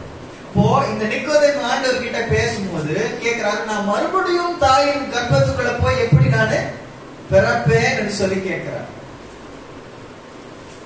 அப்ப இயேசு என்ன சொல்றாரு, ஜலத்தினாலும் ஆவியினாலும் பிறவாவிட்டால் தேவனுடைய ராஜ்யத்துக்குள்ள பிரவேசிக்க முடியாது அப்படின்னு ஃபர்ஸ்ட் ரீபர்த், ஃபர்ஸ்ட் மறுபிறப்பு எங்க வருதுன்னா ஜலத்தினால். 3 விதமான மறுபிறப்பை ஒரு மனிதன் இந்த உலகத்திலே மேற்கொள்ள வேண்டியது அவசியமா இருக்கிறது. எத்தனை விதமான மறுபிறப்பு? 3 விதமான மறுபிறப்பு. 3 முறை நம்ம என்ன பண்ணணும்? We have to be born again. என்ன பிரதர் புதுசா சொல்றீங்க? நான் புதுசா சொல்லல, வேதத்துல சொல்லப்பட்டிருக்க விஷயத்தை நான் சொல்லுகிறேன். எடுத்து வாசிங்கள். மத்தேயு 3ஆம் அதிகாரம் 11ஆம் வசனம் 12ஆம் வசனம். மனம் திரும்புதலுக்கு என்று நான் ஜலத்தினால் உங்களுக்கு ஞானஸ்நானம் கொடுக்கிறேன். முதல் ஞானஸ்நானம் எப்படி? மனம் திரும்புதலுக்கு ஏற்ற ஜலத்தினால் கொடுக்கப்படுகிறதான ஞானஸ்நானம். எனக்கு பின் வருகிறவரோ என்னிலும் வல்லவராயிருக்கிறார். அவருடைய பாத ரட்சைகளை சுமக்கிறதற்கு நான் பாத்திரன் அல்ல. அவர் பரிசுத்த ஆவியினால். நல்லா கவனிங்க. இரண்டாவது ஞானஸ்நானம் என்னது? பரிசுத்த ஆவியினாலும் அக்கினியினாலும். மூணாவது ஞானஸ்நானம் என்னது? அக்கினி. There are 3 types of rebirth in this world. 3 முறை நாம் மறுபடியும் பிறக்க வேண்டியது அவசியமா இருக்கு. இந்த 3 முறையும் நாம மாத்திரமல்ல, இந்த முழு உலகமும் அண்ட சராசரமும் 3 முறை ஒரு ரீபர்த்துக்குள்ளாக போக வேண்டியது அவசியமா இருக்கிறது. முதல் முறை முழு உலகமும் ஒரு ரீபர்த்துக்குள்ள போச்சா? தண்ணீர் மூலமா. முழு உலகத்தை ஆண்டவர் என்ன பண்ணாரு? தண்ணீர் நிமித்தம் என்ன பண்ணாரு? கிளென்ஸ் பண்ணாரா? அசுத்தத்தை எல்லாத்தையும் நீக்கி பரிசுத்தமானதை மறுபடியும் வச்சாரா? நம்ம தண்ணீரை குளிக்கும் போது என்ன ஆகுது? நம்முடைய அசுத்தங்கள் நீங்கி நாம சுத்தமாக விளங்குகிறோம். அதே போலதான் மாமிச கிரியைகள், மாமிசத்தினுடைய பாவங்கள் எல்லாவற்றையும் கர்த்தர் நீக்கி என்ன பண்ணாரு? சுத்தமான நீதியுள்ள ஒரு குடும்பத்தை என்ன பண்ணாரு? உலகத்துல நிலைநிறுத்தி வைத்தார். முதல் மறுபிறப்பு, முதல் ஞானஸ்நானம். அடுத்த ஞானஸ்நானம் எப்போ உருவாகிறது? யெஷுவா உயிர் தெழுந்த பிறகு சீஷர்கிட்ட சொல்றாரு, எருசலேமை விட்டு கடந்து போகாதீங்க, இங்கேயே இருங்க, பரிசுத்த ஆவி உங்களுக்கு அருளப்படும். இரண்டாவது முறை முழு உலகத்தை கர்த்தர் என்ன பண்றாரு? ஒரு அடுத்த லெவலுக்குள்ள. ஃபர்ஸ்ட் கிளென்சிங் முடிஞ்சு போச்சு, தண்ணீர்ல நம்ம கிளென்ஸ் ஆயிட்டோம், பரிசுத்தமாக்கப்பட்டுட்டோம், உலகத்துல இருந்து வெளியே வந்துட்டோம். இந்த கிளென்சிங் முடிச்ச பிறகு அடுத்த நிலை என்னதுன்னு பாத்தீங்கன்னா, நம்முடைய மாம்ச சுபாவத்தை என்ன பண்றாரு? ஆவிக்குள்ளாக மாற்றுகிறார். ஒரு ஸ்பிரிச்சுவல் கிளென்சிங். கர்த்தருடைய ஆவி நமக்கு கொடுக்கிறார். கர்த்தருடைய ஆவி மனுஷனுக்குள்ளாக என்ன பண்ணப்பட்டிருக்கு? தீபமாய் இருக்கிறது என்று சொல்லி வேதம் சொல்லுகிறது. It is a light. அப்ப அந்த உள்ள இருக்கிற தீபம், தேவனுடைய ஆவி நம்ம என்ன பண்றாரு? எல்லா சத்தியத்துக்குள்ள என்ன பண்றாரு? வழி நடத்தி செல்கிறார். இரண்டாவது ரீபர்த். மூன்றாவது ஒரு ரீபர்த் இருக்கு, அக்கினினால. அக்கினி என்பது எதை குறிக்கிறதுனா, ரிஃபைனிங், பியூரிஃபைங். நெருப்புக்குள்ள உன்னை கொண்டு போய் வெளியே வந்தாக்க என்ன ஆகும்? எதெல்லாம் தகுதி இல்லாத இருக்குதோ அதெல்லாம் என்ன ஆயிடும்? ஒசிங்கிரும். எதெல்லாம் நிலையானதோ அது மட்டும் இருக்கும். 3 விஷயங்கள் முன்னாடி பார்த்தோம் இல்லையா? வைக்கோல், புல், அப்புறமா விறகு. இது 3 நெருப்புக்குள்ள போச்சுன்னு என்ன ஆகும்? சாம்பலா போயிடும். பொன், வெள்ளி, வெளியேற பெற்ற கல். இது 3 நெருப்புக்குள்ள போச்சுன்னா என்ன ஆகும்? அதுக்கு மேல ஏதாவது அழுத்தி ஒட்டி இருந்தா கூட என்ன ஆயிடும்? அது போய் அது இன்னும் சுத்தமான ஒரு பொண்ணாக, இன்னும் சுத்தமான வெள்ளியாக, இன்னும் சுத்தமான ஒரு வெளியேற பெற்ற ஒரு கல்லாக மாறி வெளியே. இது எதை குறிக்குதுன்னா, கடைசியில உலகத்தினுடைய கடைசி தேவனுடைய நியாய தீர்ப்பை குறிக்கிறது. எல்லாருடைய கிரியைகள் என்ன பண்ணும்? ஆண்டவருடைய முன்னாடி வெளியிறக்கமாய் வரும். அப்ப கர்த்தர் என்ன பண்ணுவாரு? 2ஆ பிரிப்பார். வலது பக்கம் நீங்க எல்லாம் வாங்க, வெள்ளாடெல்லாம் வாங்க, இடது பக்கம் எல்லாம் என்ன போங்க, செம்மறியாடெல்லாம் போங்க. கர்த்தருடைய வசனத்தின்படி, கர்த்தருடைய ஆவினால் செம்மறியாடு ரைட் சைடுல வந்து செம்மறியாடுக்கெல்லாம் வாங்க, லெஃப்ட் சைடுல என்ன பண்ணாங்க? வெள்ளாடெல்லாம் போங்க. ஆண்டவர் என்ன பண்றாரு? பிரித்து எடுக்கிறார். அப்போ கர்த்தருடைய ஆவியினால வழிநடத்தப்பட்ட, கர்த்தருடைய ஆவியில பிறந்த ஒவ்வொருவரையும் கர்த்தர் என்ன பண்றாரு? அடுத்த லெவலுக்குள்ளாக, நித்திய ஜீவனுக்குள்ளாக, புதிய வானம் புதிய பூமிக்குள்ளாக கர்த்தர் என்ன பண்றாரு? கொண்டு போகிறார். 3 மறுபிறப்பு. நான் சொன்னேன் இல்லையா, லேயர்ஸ் ஆஃப் ட்ரூத் சொல்லி சொல்லப்பட்டது. அப்போ இந்த 7000 வருஷத்துல எத்தனை முறை பூமி மறுபிறப்பை பெற்றுக் கொள்கிறது? 3 முறை. முதல் முறை தண்ணீரினால மறுபடியும் கிளென்ஸ் ஆச்சா? இரண்டாவது முறை தூய ஆவி நிமித்தமாக ஆண்டவர் சுத்திகரிக்கிறார். மூன்றாவது முறை அக்கினியினால. கடைசி அழிவு எதுல இருக்கும் பாத்தீங்கன்னா அக்கினியில தான் இருக்கும். வெளிப்படுத்துற விசேஷத்தை வாசிச்சு பாருங்க, ஃபுல்லாவே ஃபயர் தான். ஓகே, 3 விதமான கிளென்ஸ். நான் சொன்னேன் இந்த லேயர் ஆஃப் ட்ரூத். இதே காரியம் தான் இஸ்ரவேல் ஜனங்களுக்கும் நடக்கிறது. இஸ்ரவேல் ஜனங்க எகிப்தில இருந்து வெளியே வரும்பொழுது, எகிப்தில வாழ்ந்தப்ப எகிப்து ஜனங்களோட மிக்ஸ் ஆகி அவங்களுடைய கலாச்சாரம் அவங்களுடைய பழக்கம் எங்களுக்குள்ள ஒரு ஹேபிட்டா மாறிடுச்சு. ஆனா ஆண்டவர் என்ன பண்றாரு? உங்களை வேறு பிரிக்கிறார். நீ என்னுடைய ஜனம், நீ யாருன்றத உணர்ந்து கொள், இதுல இதெல்லாம் வெளியே வான்னு சொல்லிட்டு வேறு பிரிக்கிறார். வேறு பிரிச்சு உங்களை கொண்டு வரும்போது என்ன பண்றாரு? செங்கடல் வழியாக கொண்டு வர. ஏன் இந்த விஷயத்தை ஆண்டவர் செய்யணும்? எதுக்காக கடல் நடுவில் கொண்டு வர்றாங்க? இதுக்கான ஆன்சர் நம்ம வேதத்துல பவுல் சொல்றாரு. 1 கொரிந்தியர் 10ஆம் அதிகாரம் 1ஆம் வசனத்திலிருந்து 4ஆம் வசனம் வாசிங்க. இப்படி இருக்க சகோதரரே, இப்படி இருக்க சகோதரரே, நீங்கள் எவைகளை அறிய வேண்டும் என்று இருக்கிறீர்களே என்றால், நம்முடைய பிதாக்கள் எல்லோரும் மேகத்துக்கு கீழாய் இருந்தார்கள். எல்லோரும் சமுத்திரத்தின் வழியாய் நடந்து வந்தார்கள். எல்லாரும் மோசைக்குள்ளாக மேகத்தினாலும் சமுத்திரத்தினாலும் ஞானஸ்நானம் பண்ணப்பட்டார்கள். புரியுதுங்களா? இஸ்ரேல் ஜனங்களுக்கும் இந்த 3 விதமான லேயர்ஸை 3 விதமான மறுபிறப்புக்குள்ளாக ஆண்டவர் என்ன பண்றாரு? கொண்டு போகிறார். முதல் முறை இவங்க எகிப்திலிருந்து வரும்போது என்ன பண்றாரு? செங்கடல் வழியா கொண்டு போறாரு. அவங்க உள்ள நடந்து போகும்போது வாசித்து பாத்தீங்கன்னா யாத்திராகமத்துல தண்ணீர் என்ன பண்ணப்பட்டதான்? செவுறு மாதிரி இருந்ததுதான். அந்த 2 பக்கமும் தண்ணீர், நடுவுல என்ன பண்றாங்க? கடந்து போறாங்க. நோவாவுடைய பேழை யோசிச்சு பாருங்க. தங்களை சுத்தி தண்ணீர், மேல தண்ணீர், கீழே தண்ணீர், மழை கொட்டிட்டு இருக்குது. இவங்க கப்பல் என்ன பண்ணுது? அந்த தண்ணியில அலையில அப்படியே ஆடி ஆடி கடந்து செல்லுகிறது. நோவாவுடைய குடும்பம் ஒரு ஞானஸ்தானத்தை பெற்று ஒரு உடன்படிக்கைக்குள்ளாக போனார். இஸ்ரேல் ஜனங்கள் என்ன பண்றாங்க? இதே தண்ணீருக்குள்ளாக நடந்த ஒரு ஞானஸ்தானத்தை பெற்று வெளியே வருகிறாங்க. ஃபர்ஸ்ட் ரீபர்த், முதலாவது லெவல் ஆஃப் ரீபர்த். இரண்டாவது லெவல் ஆஃப் ரீபர்த் எங்க பாத்தீங்கன்னா சீனாய் மலையின் அடிவாரத்துல கர்த்தர் எல்லாரையும் வர வைக்கிறாரு. கர்த்தருடைய ஆவி ஒவ்வொருவர் மேலும் அந்த வார்த்தை என்ன பண்ணப்படுகிறதா? ஒவ்வொருத்தர் மேலும் அக்கினி நாவாக போய் என்ன பண்ணுதா? ஒவ்வொருத்தர் தலையின் மேலும் இறங்குகிறதா? இதே பெந்தெகோஸ்தே நாள்ல நம்ம பார்க்கிறோம்ல, அக்கினி நாவுகள் ஒவ்வொருத்தர் மேலும் நடந்தது. இதே விஷயம் தான் அங்க சீனாய் மலையில நடந்தது. There is no difference. அதே பெந்தெகோஸ்தே பண்டிகை அன்னைக்கு தான் அவங்களுக்கு ஆவியினால் ஒரு மறுபிறப்பு கொடுக்கப்படுகிறது. அந்த சத்தமானது கர்த்தர் பேசின தோராவின் சத்தத்தை உலகம் அனைத்தும் தோனித்தது என்று சொல்லப்படுகிறது. செகண்ட் ஒரு ரீபர்த் இது பண்றாங்க. இந்த செகண்ட் ரீபர்த்துக்கு அப்புறமா என்ன ஆகுது? இங்கேயுமே கொஞ்சம் ஒரு கிளென்சிங். முதல் ரீபர்த்ல என்ன ஆச்சு? நோவா காலத்துல நடந்த ஜலப்பிரளயத்துல நிறைய பேர் சேர்த்து படிச்சாங்களா? அதே போல தண்ணிக்குள்ள கடக்கும் போது இவங்க எல்லாம் வந்துட்டாங்க. பின்னாடி இவங்க துரத்தலான்னு யார் வந்தது? பார்வோனும் அவருடைய சேனைகளும் வந்தாங்க. கடைசியில யாரு அழிஞ்சது? அந்த தண்ணிக்குள்ள அவங்க சேனைகள் அழிஞ்சு போனாங்க. அப்போ தேவனுடைய பிள்ளைகளுக்கும் உலகத்தாருக்கும் கர்த்தர் வேறு பிரிச்சு காமிக்கிறார். ஒன்ன விலக்கி ஒன்று என்ன பண்றாரு? நிறுத்துகிறார். சிருஷ்டிப்பு எல்லாத்திலையும் பார்த்தோம் இல்லையா?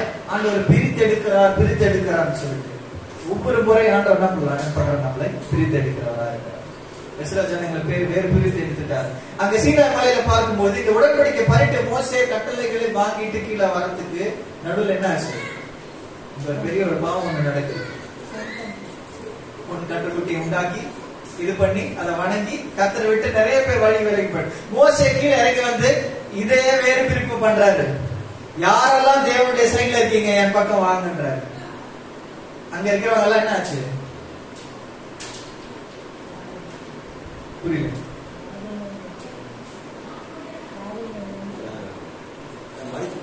மரித்து போனார். இரண்டாவது கிளென்சிங். அவங்களும் இஸ்ரவேல் ஜனங்க தான், ஆண்டவர் பிரித்து எடுத்தவங்க தான். ஆனா இரண்டாவது கிளென்சிங்ல நிறைய பேர் என்ன பண்ணல? அந்த ஆவியின் பிறப்புக்குள்ளாக வரவில்லை. அதுல நிறைய பேர் மரித்து போனார்கள். இந்த இரண்டாவது மறுபிறப்பு முடிஞ்சிருச்சா? மூன்றாவது மறுபிறப்பு இருக்கு. இவங்க கானானுக்குள்ள பக்கத்துல போயிட்டாங்க கானானுக்குள்ள. ஆனா என்ன பண்ணல? இந்த கானானை பெற்றுக்கொள்வதற்கான விசுவாசமும் தகுதியும் அவர்களுக்கு இல்லை. ஆண்டவர் ஒரு சோதனை அவங்களுக்கு முன்னாடி வைக்கிறார். போய் உளவாளிகளை அனுப்பி 12 பேர் அனுப்பி அவங்க கொண்டு வருகிற நெகட்டிவ் ரிப்போர்ட் நம்பி என்ன பண்ணிட்டாங்க? முறுமுறுக்க ஆரம்பித்து விட்டார்கள். என்ன பண்ணிட்டாங்க? கர்த்தருக்கு விரோதமா பேச, நாங்க இந்த வனாந்திரத்துல செத்து மடிந்தால் நலமா இருந்திருக்குமே அப்படின்ற வார்த்தை அவங்க சொன்னாங்க. அது சொன்ன வார்த்தை அவங்களுக்கு வாழ்க்கை என்னாச்சு? பலித்தது. வந்த அத்தனை இஸ்ரவேலர்கள்ல 2 பேர் மாத்திரம் கானானுக்குள்ள பிரவேசித்தாங்க. அவங்க சந்ததி யாருமே உள்ள வர முடியவில்லை. அப்ப எவ்வளவு ஃபில்டர் பாருங்க. 3 முறை மறுபடியும் ஃபில்டர் பண்ணி கர்த்தர் என்ன பண்றாரு?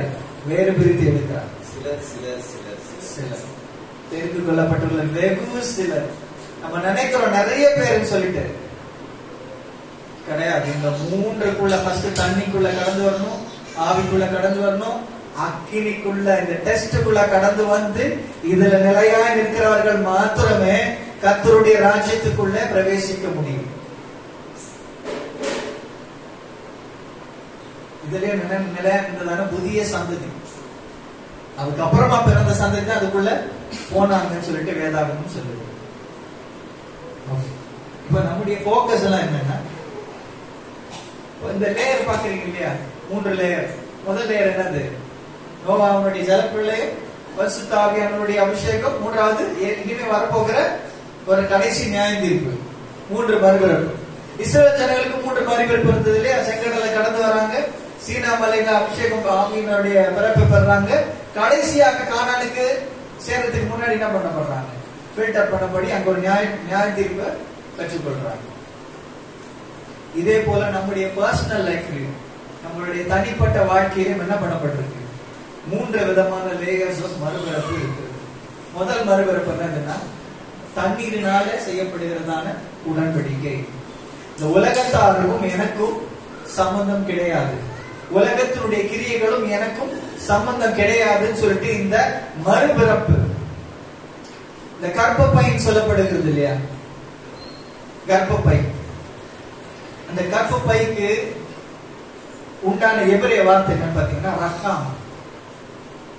ரஹாம் என்ன சொல்லுங்க? ரஹாம் பேரை கேட்கும் போது ஏதாவது உங்களுக்கு மைண்ட்ல வருதா? ஆப் ரஹாம். ஆப்னா என்னது? தகப்பன். ரஹாம்னா கர்ப்பப்பை. அப்போ ரெண்டுத்தையும் கனெக்ட் பண்ணி பாருங்க. இப்ப மர்சின்லாம் பேர் வைக்கிறாங்கல்ல, யாருக்கு வைப்பாங்க? ஆண்களுக்கு மர்சின் பேர் வைக்கிறாங்களா? யாருக்கு பேர் வைக்கிறாங்க? ஏன்? பெண்களுக்கு தான் என்ன இருக்கு? கர்ப்பப்பை இருக்குது. புரியுதா உங்களுக்கு? அப்போ ஆபிரகாமுக்கு ஆபிரகாம் என்று சொல்லி பேர் வைக்கும் போது உன் நிமித்தமாக ஒரு புதிய ஒரு சந்ததியை நான் என்ன பண்ணுவேன்? பிறக்க செய்வேன். உன் மூலமாக நான் ஒரு புதிய சந்ததியை உருவாக்குவேன் ஆண்டவர் சொல்றார். அதனாலதான் ஞான ஸ்நானம் எடுத்தவர்கள் நம்ம எல்லாருமே என்னவா மாறுறோம்னா ஆபிரகாமின் புத்திரர்களாக மாறுறோம். ஆபிரகாம் மறுபடியும் பிறந்தது நிமித்தமாக ஆபிரகாமுடைய சந்ததிகளாக மாறுகிறோம். வேத வசனத்தை எடுத்து வாசி. கலாத்தியர் 3ஆம் அதிகாரம் 27, 28, 29.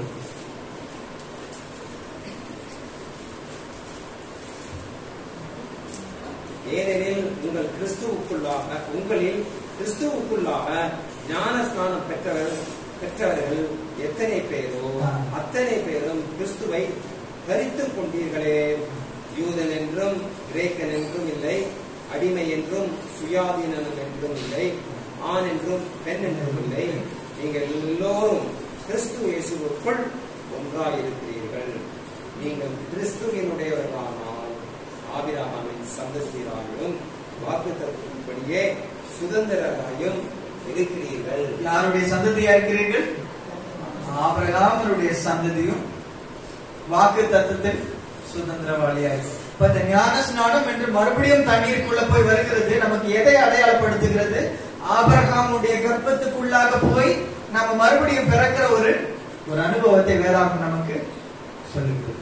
ஏன் ஆபிரகாமுடைய கர்ப்பம்? ஏன் இந்த ஒரு மனுஷன் இவ்வளவு ஒரு ஸ்பெஷலான மனுஷன் பார்க்கும்போது, இந்த மனுஷன் எல்லாவற்றையும் விட்டுட்டு கல்தேருடைய பட்டணத்தை, அவங்களுடைய கலாச்சாரங்களை, அந்த வேதத்துல அந்த காலத்தை குறித்து வாசிக்கும் போது பயங்கரமான ஒரு மெட்ரோபாலிட்டன் சிட்டியா கல்தேர் பட்டணம். இதை விட்டுட்டு என்ன பண்றாரு இவரு? எங்கேயோ ஒரு இடத்துக்கு போறாரு. அது செழிப்பான ஒரு ஆபிரகாம் இருந்த இடம் பார்த்தா ஒரு நதிக்கரையின் ஓரத்தில் ஒரு செழிப்பான ஒரு டெல்டா பகுதியில வாழ்ந்திருந்தார். இதை விட்டுட்டு என்ன பண்றாரு? ஆபிரகாம் வெளியே வர. ஆபிரகாமுக்கு ஆதியாகமம் 14ஆம் அதிகாரம் நினைக்கிறேன், முதல் எபிரேயன் சொல்லிட்டு வேதத்துல சொல்லப்படுகிறது. எல்லாருமே எபிரேயன் பேசணுங்க தான். ஆனா இவரித்துன்னு சொல்லும் போது கரையை கடந்தவர்கள் அர்த்தம். ஒன் ஹூ கிராஸ்ட் ஓவர், ஒரு பக்கத்துல இருந்து இன்னொரு பக்கத்துக்கு கடந்து வந்தவர். இப்ப இந்த பக்கத்துல இருந்தவங்க எல்லாம் எல்லாரும் பாத்தீங்கன்னா பல தெய்வங்களை வணங்கியவர்கள். நடக்கிறதெல்லாம் தெய்வம், பறக்கிறதெல்லாம் தெய்வம், நிக்கிறதெல்லாம் தெய்வம், உயிர் இல்லாததெல்லாம் தெய்வம். இப்படி எல்லா விஷயத்தையும் தெய்வமாக வணங்கின இவர்கள் மத்தியில வாழ்ந்த இந்த ஆபிரகாம் இது எல்லாவற்றையும் கடந்து போய் ஒரே ஒரு தேவன் தான் மெய்யான தேவன் சொல்லிட்டு அந்த பாதையில அந்த தேவனுடைய வார்த்தையை கேட்டு நடந்தவராய் மாறு. நம்முடைய உலகத்தினுடைய பழக்கங்கள்லாம் விட்டுட்டு வெளியே வரும்போது யாருடைய புத்திரர்களாக மாறுகிறோம்? ஆபிரகாமுடைய புத்திரர்களாக மாறுகிறோம். இந்த 3 விதமான மறுபிறப்பை குறித்து பார்த்தோம். இன்றைக்கு நம்ம முக்கியமா தியானிக்க போகிற மறுபிறப்பு என்னன்னா, இந்த ஜலத்தினால பிறக்கக்கூடியதான இந்த மறுபிறப்பு. இப்ப முதல் முறை நோவாவுடைய காலத்துல கர்த்தர் இந்த ஜல பிரளயத்தின் மூலமா ஒரு கிளென்சிங் பண்ணிட்டு ஒரு ஞானஸ்நானத்தை உலகத்துக்கு கொடுத்துட்டு நோவாவோட கூட ஒரு முக்கியமான ஒரு உடன்படிக்கை, 2வது ஒரு உடன்படிக்கையை பண்றாரு. இந்த உடன்படிக்கை நம்ம ரொம்ப நல்லா கவனிக்கணும். ஆதியாகமம் 9ஆம் அதிகாரம் 8ஆம் வசனத்திலிருந்து 16ஆம் வசனம் வரைக்கும் இது எல்லாருமே நம்ம வாசிக்கும் போது நம்ம பைபிள்ல நம்ம எல்லாரும் ஃபாலோ பண்ணுவோம். பின்னும் தேவன் நோவாவையும் அவன் குமாரரையும் நோக்கி, நான் உங்களோடும் உங்களுக்கு பின்வரும் உங்கள் சந்ததியோடும் உங்களுடைய பேழையிலிருந்து புறப்பட்ட சகல ஜீவ ஜந்துக்கள் முதல் இனி பூமியில் உண்டாக போகிற சகல ஜீவ ஜந்துக்கள் பரியந்தமும் பறவைகளோடும் நாட்டு மிருகங்களோடும் உங்களிடத்தில் இருக்கிற பூமியில் உள்ள சகல காட்டு மிருகங்களோடும் என் உடன்படிக்கையை ஏற்படுத்துகிறேன். நல்லா கவனிங்க. கர்த்தர் ஒரு உடன்படிக்கையை நோவா கூட ஏற்படுத்துகிறார். இனி மாம்சமானவர்கள் எல்லாம் ஜல பிரயாணத்தினால் சங்கரிக்கப்படுவதில்லை என்றும் பூமியை அழிக்க இனி ஜல பிரயாணம் உண்டாகுவதில்லை என்றும் உங்களோட என் உடன்படிக்கையை ஏற்படுத்துகிறேன் என்றார். அன்றியும் தேவன் எனக்கும் உங்களுக்கும் உங்களிடத்தில் இருக்கும் சகல ஜீவ ஜந்துக்களுக்கும் நித்திய தலைமுறைகள் என்று நான் செய்கிற உடன்படிக்கையின் அடையாளமாக நான் என் வில்லை மேகத்தில் வைத்தேன். உடன்படிக்கையின் அடையாளமாக நான் என் வில்லை மேகத்திலே வைத்தேன். அது எனக்கும் பூமிக்கும் உண்டான உடன்படிக்கைக்கு அடையாளமாய் இருக்கும். அது எனக்கும் பூமிக்கும் உண்டான உடன்படிக்கையின் அடையாளமாய் இருக்கும். நான் பூமிக்கு மேலாய் மேகத்தை வருவிக்கும் போது அந்த வில் மேகத்தில் தோன்றும்.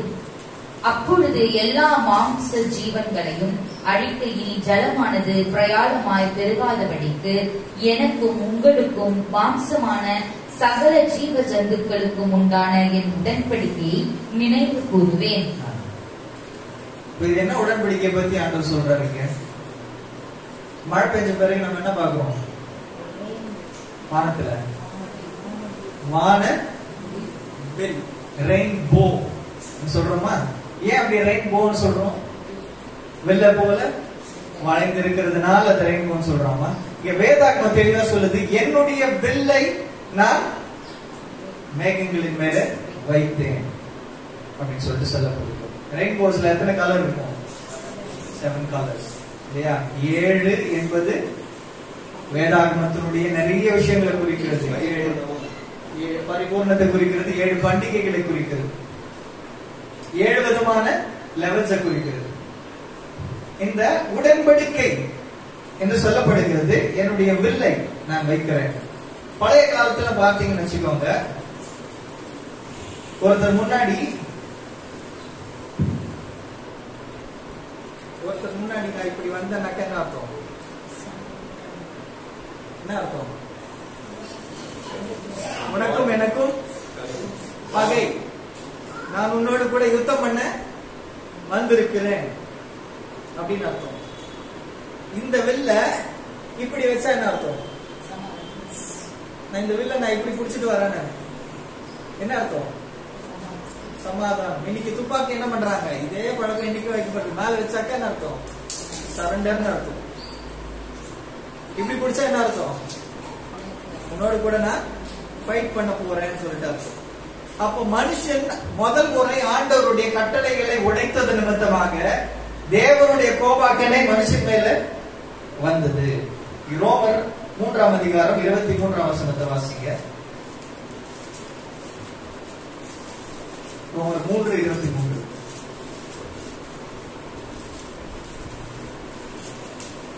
எல்லாரும் பாவம் செய்து தேவ மகிமையற்றவர்களாக இலவசமாய் போதும் எல்லாரும் சொல்லுங்க, எல்லாரும் பாவம் செய்து தேவ மகிமையற்றவர்களாகி. உலகத்துல யாருமே மருத்துவான்னு சொல்ல முடியாது. பைபிள் தெளிவா சொல்லி எல்லாரும் பாவம் செய்து தேவ மகிமையற்றவர்களாக மாறினோம். இன்னொரு வசனம் வாசிங்க, 8ஆம் அதிகாரம், ரோமர் 8ஆம் அதிகாரம் 7ஆம் வசனம். எப்படி என்றால் மாம்ச சிந்தை தேவனுக்கு விரோதமான பகை. மாம்ச சிந்தை தேவனுக்கு விரோதமான பகை. அப்போ போதும். அந்த பகை என்ன குறிக்குது? யாரெல்லாம் மாம்ச சிந்தை கொண்டிருக்கிறார்களோ அந்த உலகத்துல வாழ்ற வரைக்கும் கர்த்தருடைய உடன்படிக்கையை விட்டு விலகி மாம்சத்தினுடைய வாழ்க்கையை சூஸ் பண்ணி போனவங்க எல்லாருமே கர்த்தருக்கு சொல்லுங்க, சொல்லப்பட்டிருக்க வார்த்தை என்னது? கர்த்தருக்கு பகை. அப்ப கர்த்தருடைய உடன்படிக்கை உடைச்சது நிமித்தமாக என்ன ஆயிருந்தது? கர்த்தருடைய வில் ரொம்ப கர்த்தருடைய வில் எப்படி இருந்தது? இப்படி இருந்தது இல்லையா? அதுக்கப்புறமா இந்த ஜலப்பிரளயத்துக்கு பிறகு இந்த தண்ணீரினால செய்யப்படுகிற இந்த உடன்படிக்கைக்கு பிறகு, உடன்படிக்கைக்குள்ளாக இந்த உலகம் வந்த பிறகு ஆண்டவர் என்ன சொல்றாரு? என்னுடைய வில்லை மேலே வைக்கிறேன். நம்ம மேல வரக்கூடிய கோபாக்கினை இப்ப எங்க திரும்புது? சொல்லுங்க, அவர் மேலேயே திரும்புது. அப்போ உன் மேல வர வேண்டிய தண்டனை யார் மேல போகுது? அப்போ ரெயின்போவை பார்க்கும் போது நமக்கு ஆண்டவருக்கு என்ன ஞாபகப்படுத்துறாரு? நாம சாக வேண்டிய இடத்துல யார் சாகுறா? மெசியாவாகிய யெஷுவா மரிக்க போகிறார் என்ற உடன்படிக்கை ஆண்டவர் என்ன பண்றாங்க? வெளிப்படுத்துகிறார். நோவுக்கு காமிச்ச அந்த ரெயின்போக்குள்ள என்ன இருக்கு? இந்த வில் தெளிவா சொல்லப்படுகிறது. ஏசாயா தீர்க்கதரிசி சொல்றாரு, நம்முடைய மீறுதல்களின் நிமித்தம் அவர் காயப்பட்டார், நம்முடைய அக்கிரமங்களின் நிமித்தம் அவர் நொறுக்கப்பட்டார், நமக்கு சமாதானம் உண்டு பண்ணும் ஆக்கினை தண்டனை அவர் மேல் வந்தது. நாம எதிர்கொள்ள வேண்டிய தண்டனை யார் மேல திரும்பிச்சு? யெஷுவா மேல திரும்பிச்சு. இந்த உடன்படிக்கை தான் ஆண்டவர் சொல்றாரு, ஞானஸ்நானம் எடுத்த ஒவ்வொரு பிள்ளைகள், இந்த ஃபர்ஸ்ட் ரீபர்த்துக்குள்ளாக பிறந்த ஒவ்வொரு பிள்ளைகள் மேலும் கர்த்தர் கொடுக்கிற உடன்படிக்கை என்ன தெரியுமா? உன் தண்டனை எல்லாத்தையும் நான் என்ன பண்ணிட்டேன்? ஏற்றுக்கொண்டேன். நீ சாக வேண்டிய இடத்துல நான் மரித்தேன். உன்னுடைய பாவங்களுக்காக நான் என்னுடைய ஜீவத்தையும் என்னுடைய ரத்தத்தையும் கொடுத்தேன். தைரியமா வெளியே வா, உலகத்தை விட்டு வெளியே வா, மாம்சத்தினுடைய கிரியைகளை விட்டு வெளியே வா, நான் உன்னை நடத்துகிறேன். நான் சொல்றேன். நிறைய பேர் இந்த ஏற்கனவே நம்ம ஞானஸ்நானம் பெற்றிருப்போம் இல்லையா? யாரெல்லாம் ஞானஸ்நானம் பெற்றீர்கள்? ஓகே. பெற்றவர்களுக்கு இன்னும் தெளிவான ஒரு விஷயம் கிடைச்சிருக்கு நம்ம இல்லையா? ஞானஸ்நானமா என்ன? யாரும் இனிமே ஞானஸ்நானம் பெற போகிறீர்கள். சூப்பர். ஞான ஸ்நானம்னா என்னன்னு தெரிஞ்சுட்டு இப்ப என்ன பண்ண போறீங்க? உள்ள இறங்க போறீங்க. ஒரு தெளிவோடு கூட என்ன பண்ண போறீங்க? இறங்க போகிறீங்க. அப்போ இந்த ஞான ஸ்நானம் எதை குறிக்கிறது? ஒரு கர்த்தரோடு கூட ஒரு உடன்படிக்கையை குறிக்கிறது, ஒரு வேறு பிரிப்பை குறிக்கிறது. சரி, இந்த 3 லேயர் சொன்ன பாத்தீங்களா? முதல் லேயர் என்னது? ஜலத்தினால மறுபிறப்பு, அடுத்த லேயர் ஆவியினால மறுபிறப்பு, அடுத்த லேயர் அக்கினினால மறுபிறப்பு. இந்த 3 லேயரும் 3 விதமான பண்டிகைக்குள்ளாக அடங்குகிறது. நான் சொன்னேன்ல, லேயர்ஸ் ஆஃப் ட்ரூத். முன்ன இருந்தது மறுபடியும் இருக்கு. முதல் செட் ஆஃப் பண்டிகை என்னது? பஸ்கா, புளிப்பில்லாம பண்டிகை, முதல் பலம் பண்டிகை. இந்த 3 பண்டிகை நாட்களுக்குள்ளாக தான் அவங்க எந்த மறுபிறப்புக்குள்ள போறாங்க? ஜலத்துக்குள்ளாக போறாங்க. செங்கடல நடுவா கடந்து போறாங்க. அடுத்த பண்டிகை என்ன வருது? ஸ்பிரிங் ஃபீஸ்ட், அடுத்தது ஃபால் ஃபீஸ்ட். என்னது? பெந்தெகோஸ்தே பண்டிகை. இதுல இருந்து 49 நாள் முடிச்சு 50வது நாள். இந்த பண்டிகைக்குள்ள என்ன ஆகுது? ஆவியினால ஒரு மறுபிறப்பு உண்டாகுது. தேவ ஆவியினால நம்முடைய இருதய பலகைகளில கர்த்தருடைய உடன்படிக்கை எழுதுகிறவராக இருக்கிறார். இது முடிஞ்சு போச்சா? கடைசி என்னது? 3வது மறுபிறப்பு என்னது? அக்கினியினால. கடைசி 3 பண்டிகைகள்: எக்கால பண்டிகை, பாவ நிவாரண பண்டிகை, கூடார பண்டிகை. கடைசி சுத்திகரிப்பு. கடைசியில் இருக்கிறவர்களை கர்த்தர் என்ன பண்றாரு? வேறு பிரித்து அவரோடு கூட சேர்த்துக் கொள்ள போகிறார். தேவ பிள்ளைகளே, இன்றைக்கு இந்த ஜலத்தினால செய்யப்படுகிற உடன்படிக்கைக்குள்ளாக நாம் உண்மையாக வந்திருக்கிறோமா என்பதை கர்த்தர் நம்மிடத்துல ஒரு கேள்வியாக வைக்கிறார். உண்மையாக உலகத்துக்கும் உனக்கும் ஒரு வேறுபாடு இருக்கிறதா? இல்லைன்னா இந்த உலகத்துக்கு ஒத்த வேஷத்தை இன்றைக்கு நாம தரித்து வாழ்ந்து கொண்டு இருக்கிறோம். என்ன சொன்னாலும் பரவாயில்ல, வேதம் சொல்றதுதான் கரெக்ட். ஆண்டவர் ஒரு விஷயத்த சொல்லிட்டா அது யார் எனக்கு எதிராக நின்னாலும், எத்தனை 1000 பேர் எனக்கு எதிராக நின்னாலும் பரவாயில்ல, நான் நிற்பேன் என்று சொல்லக்கூடிய இந்த வைராக்கியம் உள்ளவர்களை கர்த்தர் என்ன பண்றாரு? எதிர்பார்க்கிறார். இன்றைக்கு உனக்கும் எனக்குள்ளும் அப்படிப்பட்ட வைராக்கியம் இருக்கிறதா? கர்த்தருக்காக நான் மறுபிறந்து என்னுடைய பாவ வாழ்க்கையை நான் மறித்து தண்ணிக்குள்ள போய் ஒரு புதிய மனுஷனாக நான் என்ன பண்ண போகிறேன்? கர்த்தருக்காக வாழ போகிறேன் என்கிறான முதல் மறுபிறப்பு. 2வது மறுபிறப்பு என்னது? தேவ ஆவியினாலே நான் வழி நடத்தப்பட வேண்டும். அடுத்த ஸ்டாண்டர்ட், பரிசுத்த ஆவியானவரால் நடத்தப்படணும். என்ன பண்ணணும்? ருவாக் ஹகதோஷ் அப்படின்னு சொல்லும்போது வேர்ட் இன் ஆக்ஷன். வேர்ட் என்ன அர்த்தம்? வேர்ட் யாரு? வார்த்தை யாரு? Word in action. வசனத்தை வாழ்க்கையாக மாற்றுவதுதான் பரிசுத்த ஆவியில நடத்தப்படுகிறவர்களுக்கான அடையாளம். ஆவியில பிறந்தவங்க என்ன பண்ணுவாங்க? வசனத்தை கிரியையில கொண்டு வருவாங்க, வசனத்தின்படி வாழ்வார்கள். இன்றைக்கு ருவாக்கு நமக்குள்ள இருக்கிறதுக்கான அடையாளம் என்னன்னு பாத்தீங்கன்னா, வேத வசனம் நம் வாழ்க்கையில காணப்படும். யெஷுவாவை பார்க்கும் பொழுது என்ன பார்த்தாங்க? தோராவை பார்த்தார். ஏன்னா அவர் வாழ்ந்தார், தோராவாக வாழ்ந்தார்.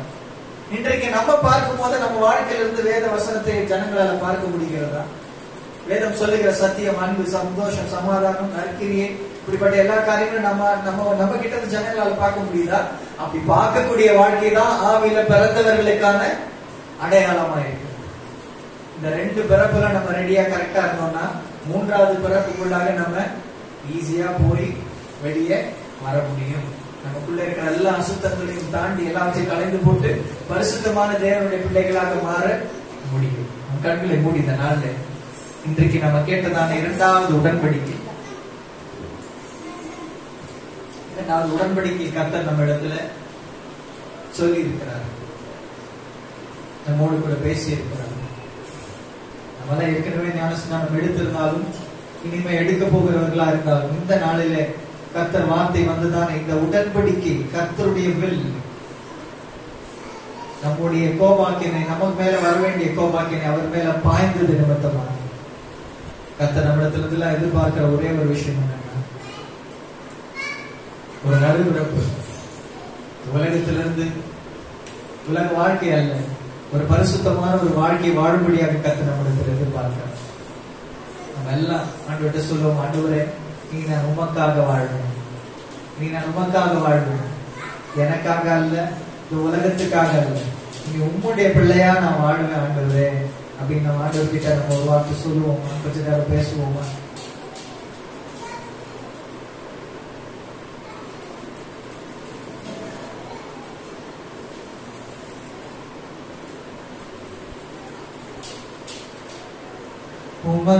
உமக்காகத்தானே ஐயா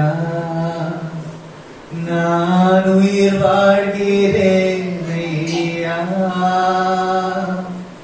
உமக்காகத்தானே ஐயா நான் உயிர் வாழ்கிறேன் ஐயா, எந்த உடலும் உள்ளமெல்லாம் அன்பர் உமக்காகத்தானே ஐயா, இந்த உடலும் உள்ளமெல்லாம் அன்பர் உமக்காகத்தானே ஐயா. நன்றி இயேசுவா, நாளுக்காக நன்றி. ஓய்வு நாளிலும் விவாதத்தில் அமர்ந்து நம்முடைய உடன்படிக்கையை தியானிக்கும்படியாக நீர் கொடுத்த கிருபைக்காக நன்றி செலுத்துகிறோம். அன்றைக்கு நோவாவின் காலத்தில் நோவாவோடு கூட செய்த உடன்படிக்கை நாளில் நாங்கள் நினைவு கூறுகிறோம். ஆண்டவரே அப்பா, நாங்கள் எங்க எல்லாரையும் ஆபிரகாமுடைய புத்திரர்கள் என்று சொல்லி அழைத்திருக்கிறீர்கள். ஆண்டவரே, இப்படிப்பட்ட ஒரு மறுபிறப்புக்குள்ளாக எங்களை ஆண்டவரை கொண்டு வந்திருக்கிறீர்கள். அதற்காக நன்றி செலுத்துகிறோம் தகப்பனே. இந்த மறுபிறப்புல நாங்கள் உண்மையாய் ஜீவிக்க உதவி செய்யுங்க. அடுத்த மறுபிறப்பாகிய ஆவியில நாங்கள் தொடர்ந்து ஆண்டவரே உடைய பிள்ளைகளாக பிறக்க, ஆண்டவரே பிள்ளைகளாக நடக்க, ஆவியினால நடத்தப்பட எங்களுக்கு கிருபை தர வேணுமா சுபிக்கிறோம். உடைய கடைசி மறுபிறப்பாகிய அக்கினியினால இந்த சோதனை, கடைசி நாட்களுடைய சோதனையிலும் நாங்கள் கடந்து ஆண்டவரே சுத்த பொன்னாக சுத்த வெள்ளியாக ஆண்டவரே நாங்கள் பிரகாசிக்க முடிய ராஜ்யத்திலே ஆண்டவரே மோடு கூட அரசால எங்களுக்கு கிருபை தர வேண்டுமா சுபிக்கிறோம். முடிவு பரியந்தம் நிலைத்திருக்கிறவனை ரட்சிக்கப்படுவான் என்று சொல்லி இருக்கிறது. அது போல நாங்கள் கடைசி வரைக்கும் ஆண்டவரே எங்களுடைய கடைசி மூச்சு இருக்கிற வரைக்கும் உமக்கு உண்மையாக நாங்கள் ஜீவிக்க, உங்களுடைய வார்த்தையில நிலைத்திருக்க எங்களுக்கு கிருபை தர வேண்டுமா ஜெபிக்கிறோம். அந்த ஒவ்வொருவரையும் முடிய ஆண்டவரே அப்பா, இந்த உடன்படிக்கையின் ஆசீர்வாதத்தினால நிரப்பி உங்களுடைய வசனத்தில உறுதியாய் தரித்திருந்து ஆண்டவரே மற்றவர்களுக்கு விளக்காக வெளிச்சமாக வாழக்கூடிய வாழ்க்கையினால ஆண்டவரே நீர் ஆசீர்வதித்து வழிநடத்த வேண்டுமா ஜெபிக்கிறோம். யேசுவா மசியாவின் நாமத்தில் ஆமென்.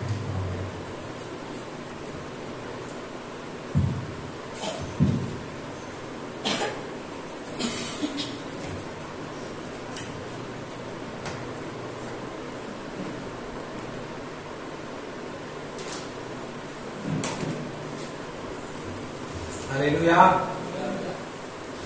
பிரதர் தேவிதா அருமையான வார்த்தையை பகிர்ந்து கொண்டார். அதாவது இந்த உலகத்துல இந்த சூரியன் கீழ் நடக்கிறது ஒண்ணுமே புதுசு இல்ல, எல்லாம் நடந்ததுதான் நடக்கும். 3 காரியத்தை குறித்து சொன்னார். ஆவியில முதல்ல ஜலத்தினால சுத்திகரிக்கப்படணும், அப்புறம் ஆவியை பெற வேண்டும், கடைசியாக அக்கினியில செல்ல வேண்டும் என்று. ஓகே, நம்மளுக்கு ஜலத்தினால சுத்திகரிக்கப்பட வேண்டும் என்றது நம்மளுக்கு தெரியும். ஞான ஸ்நானம் அப்படின்ட்டு ஞான ஸ்நானம் பெற்ற பிறகு நம்ம கிறிஸ்துவுக்குள்ளாக இருக்கிறோம் சொல்லிட்டு ஒரு அடையாளம். அப்புறம் ஞான ஸ்நானம் எடுத்த பிறகு உடனேயே கர்த்தர் நமக்கு அந்த ஆவியை, ஒரு கொஞ்சம் போர்ஷன் ஆவியை நமக்கு அளிக்கிறார். கர்த்தர் வழியின்படி நடக்கிறதுக்கு, அதை காத்துக் கொள்வதற்கும், அந்த கொஞ்ச ஆவியை காத்துக் கொள்வதும் அதை விட்டு வருது நம்ம கையில் தான் இருக்குது இல்லைங்களா? அப்ப இந்த 2ம் கிடைத்த பிறகு 3வது விஷயம் இன்னும் தெளிவாக சொல்ல வேண்டும் என்றால், நம்ம எல்லாரும் அக்கினிக்குள்ளாக கடந்து செல்ல வேண்டும். அது வரப்போகிற காரியம். அது ஏனென்றால் மத்தேயு 24:21, ஏனெனில் உலகம் உண்டானது முதல் இதுவரைக்கும் சம்பவித்திராததும் இனிமேலும் சம்பவியாததுமான மிகுந்த உபத்திரவம் அப்பொழுது உண்டாயிருக்கும். அநேக ப்ராஸ்பெரிட்டி காஸ்பல்ல போதகர்கள் என்ன சொல்றாங்கன்னா, இந்த உபத்திரத்துக்கு முன்னாடி நம்ம எடுத்துக்கொள்ளப்படுவோம் சொல்லிட்டு சொல்றாங்க. அது உண்மையா? பார்க்கலாமே. மத்தேயு அதே 24:30 29 படிக்கும். அந்நாட்களின் உபத்திரவம் முடிந்த உடனே சூரியன் அந்தகாரப்படும், சந்திரன் ஒளியை கூடாதிருக்கும், நட்சத்திரங்கள் வானத்திலிருந்து விழும், வானத்தின் சத்துவங்கள் அசைக்கப்படும். உபத்திரவத்தோட அந்த அடையாளங்கள்லாம் சொல்லப்படுது. சூரியன் அந்தகாரப்படும், சந்திரன் ஒளியை கூடாதிருக்கும், நட்சத்திரங்கள் வானத்திலிருந்து விழும், வானத்தின் சத்துவங்கள் அசைக்கப்படும் என்று. அப்பொழுது எப்பொழுது இந்த அடையாளங்கள்லாம் சூரியன் அந்தகாரப்படும், சந்திரனுக்கு ஒளியை கொடுக்காது, அந்த அடையாளங்களுக்கு பிறகு அப்பொழுது மனுஷகுமாரனுடைய அடையாளம் வானத்தில் காணப்படும். உபத்திரத்துக்கள் முடிந்த பிறகு இந்த சூரியன் அந்தகாரப்படும், சந்திரன் ஒளியை கொடுக்காது, இந்த சம்பவங்கள்லாம் நடக்கணும். அப்பொழுதுதான் மனுஷகுமாரனுடைய அடையாளம் வானத்தில் காணப்படும். அப்பொழுது மனுஷகுமாரன் வல்லமையோடும் மிகுந்த மகிமையோடும் வானத்தின் மேகங்கள் மேல் வருகிறதை பூமியில் உள்ள சகல கோத்திரத்தாரும் கண்டு புலம்புவார்கள். ப்ராஸ்பெரிட்டி போதகர் ப்ரீச் பண்ற மாதிரி இந்த உபத்திரத்துக்கு முன்னாடியே எடுத்துக்கொள்ளப்படுவோம்னா இருக்குது. எப்பொழுது அந்த உபத்திர காலம் முடிஞ்ச பிறகு அப்புறம் சூரியன் அந்தகாரம் பண்ணணும், சந்திரன் தன் ஒளியை கொடுக்காது இருக்கணும், அப்போதுதான் மனுஷகுமாரனுடைய அடையாளம் வானத்தில் காணப்படும். அப்போது மனுஷகுமாரன் வல்லமையோடும் மிகுந்த மகிமையோடும் வானத்தின் மேகங்கள் மேல் வருகிறதை பூமியில் உள்ள சகல கோத்திரத்தாரும் கண்டு புலம்புவார்கள். வருவாய் தோனிக்கும் எக்கால சத்தத்தோடு. அது இதோட வசனம் 1 தெசலோனிக்கே 4:14 கூட இருக்கு. இதே அந்த ராப்சர் எடுத்துக்கொள்ளப்படுகிறது. வருவாய் தோனிக்கும் எக்கால சத்தத்தோடு அவர் தமது தூதர்களை அனுப்புவார். அவர்கள் அவரால் தெரிந்து கொள்ளப்பட்டவர்களை வானத்தின் ஒரு முனை முதற்கொண்டு மறுமுனை மட்டும் 4 திசைகளில் இருந்து கூட்டி சேர்ப்பார்கள். இந்த முதல்ல ஞானஸ்நானம் பெறணும், அதுக்கப்புறம் ஆவியில பலன் அடைந்து ஆவிக்குரிய வாழ்க்கையை வாழணும் இந்த உலகத்துல. அப்பதான் இந்த மாதிரியான உபத்திரவத்தை கடந்து போறதுக்கு நம்மளுக்கு பலன் கிடைக்கும். இந்த 2 காரியத்துல நம்ம உறுதியா இல்லைன்னா அந்த கிடைச்ச கொஞ்சம் பரிசுத்த ஆவியை கூட இழந்துருவோம். அதே மாதிரி அநேகர் இழந்து போயிருக்கிறாங்க. ஆனா முடிவு பரியந்த நிலைத்து நிற்கணும். முடிவு பரியந்த நிலைத்து நிற்கிறதுனா உபத்திரம், மகா உபத்திரத்தை கூட நம்ம கடந்து செல்ல வேண்டும். அதுக்கு முதல் 2 விஷயத்துல நம்ம வெதர் சொன்ன மாதிரி 2 விஷயத்துல ரொம்ப ஆழமா ரொம்ப வைராக்கியத்தோடு நம்ம கடந்து செல்லணும். அக்கினியில கடந்து செல்றதுக்கு ஒரு இருக்குது நம்மளுக்கு, சும்மா இல்ல. ப்ராஸ்பெரிட்டி சொல்ற மாதிரி இந்த உபத்திரங்களை நம்ம எடுத்துக்கொள்ள போறோம். இதெல்லாம் முற்றிலும் தவறு. அல்லேலூயா. பிதாவாகிய தேவனுக்கு மகிமை உண்டாவதாக. நிஜமான யேசுவுக்கு மகிமை உண்டாவதாக.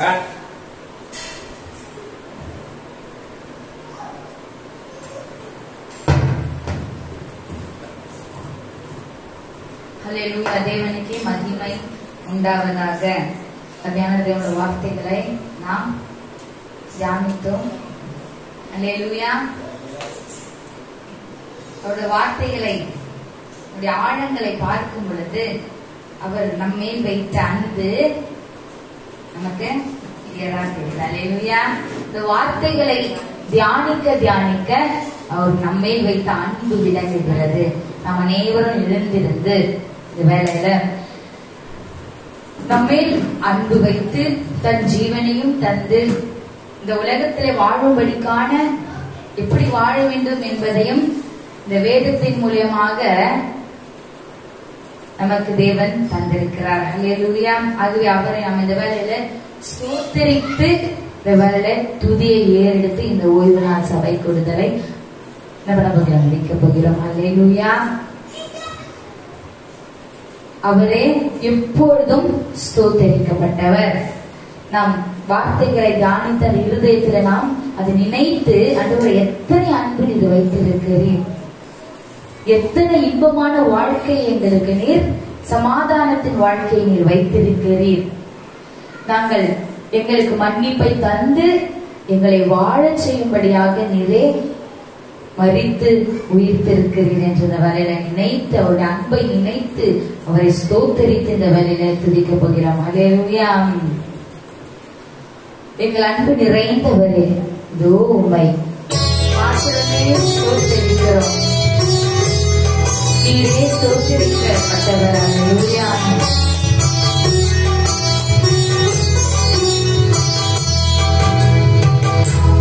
Hallelujah.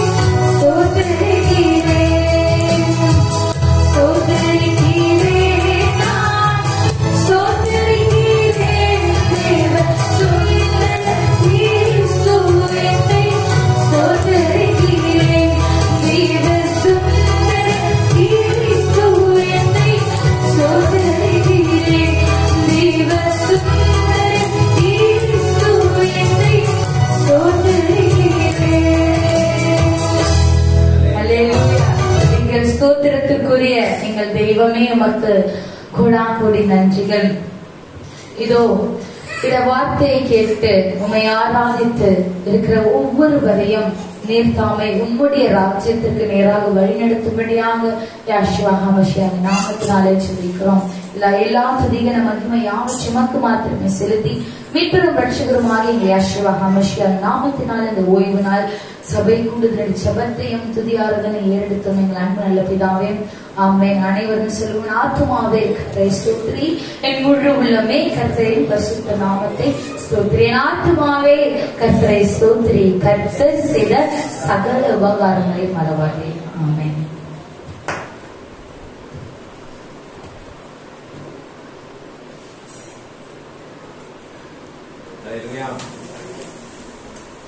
கர்த்தர் உங்கள் எல்லோரையும் ஆசீர்வதித்து உங்கள் எல்லோரையும் காக்க கடவர்.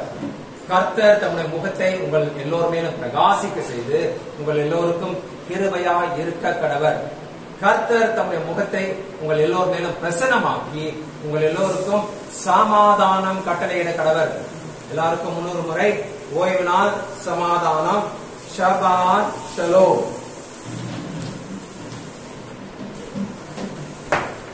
சந்தோஷத்தோடு சமாதானம் கூறி மறுபடியுமாக ஷபாத் ஷலோம், ஷபாத் ஷலோம், ஷபாத் ஷலோம், ஷபாத் ஷலோம், ஷபாத்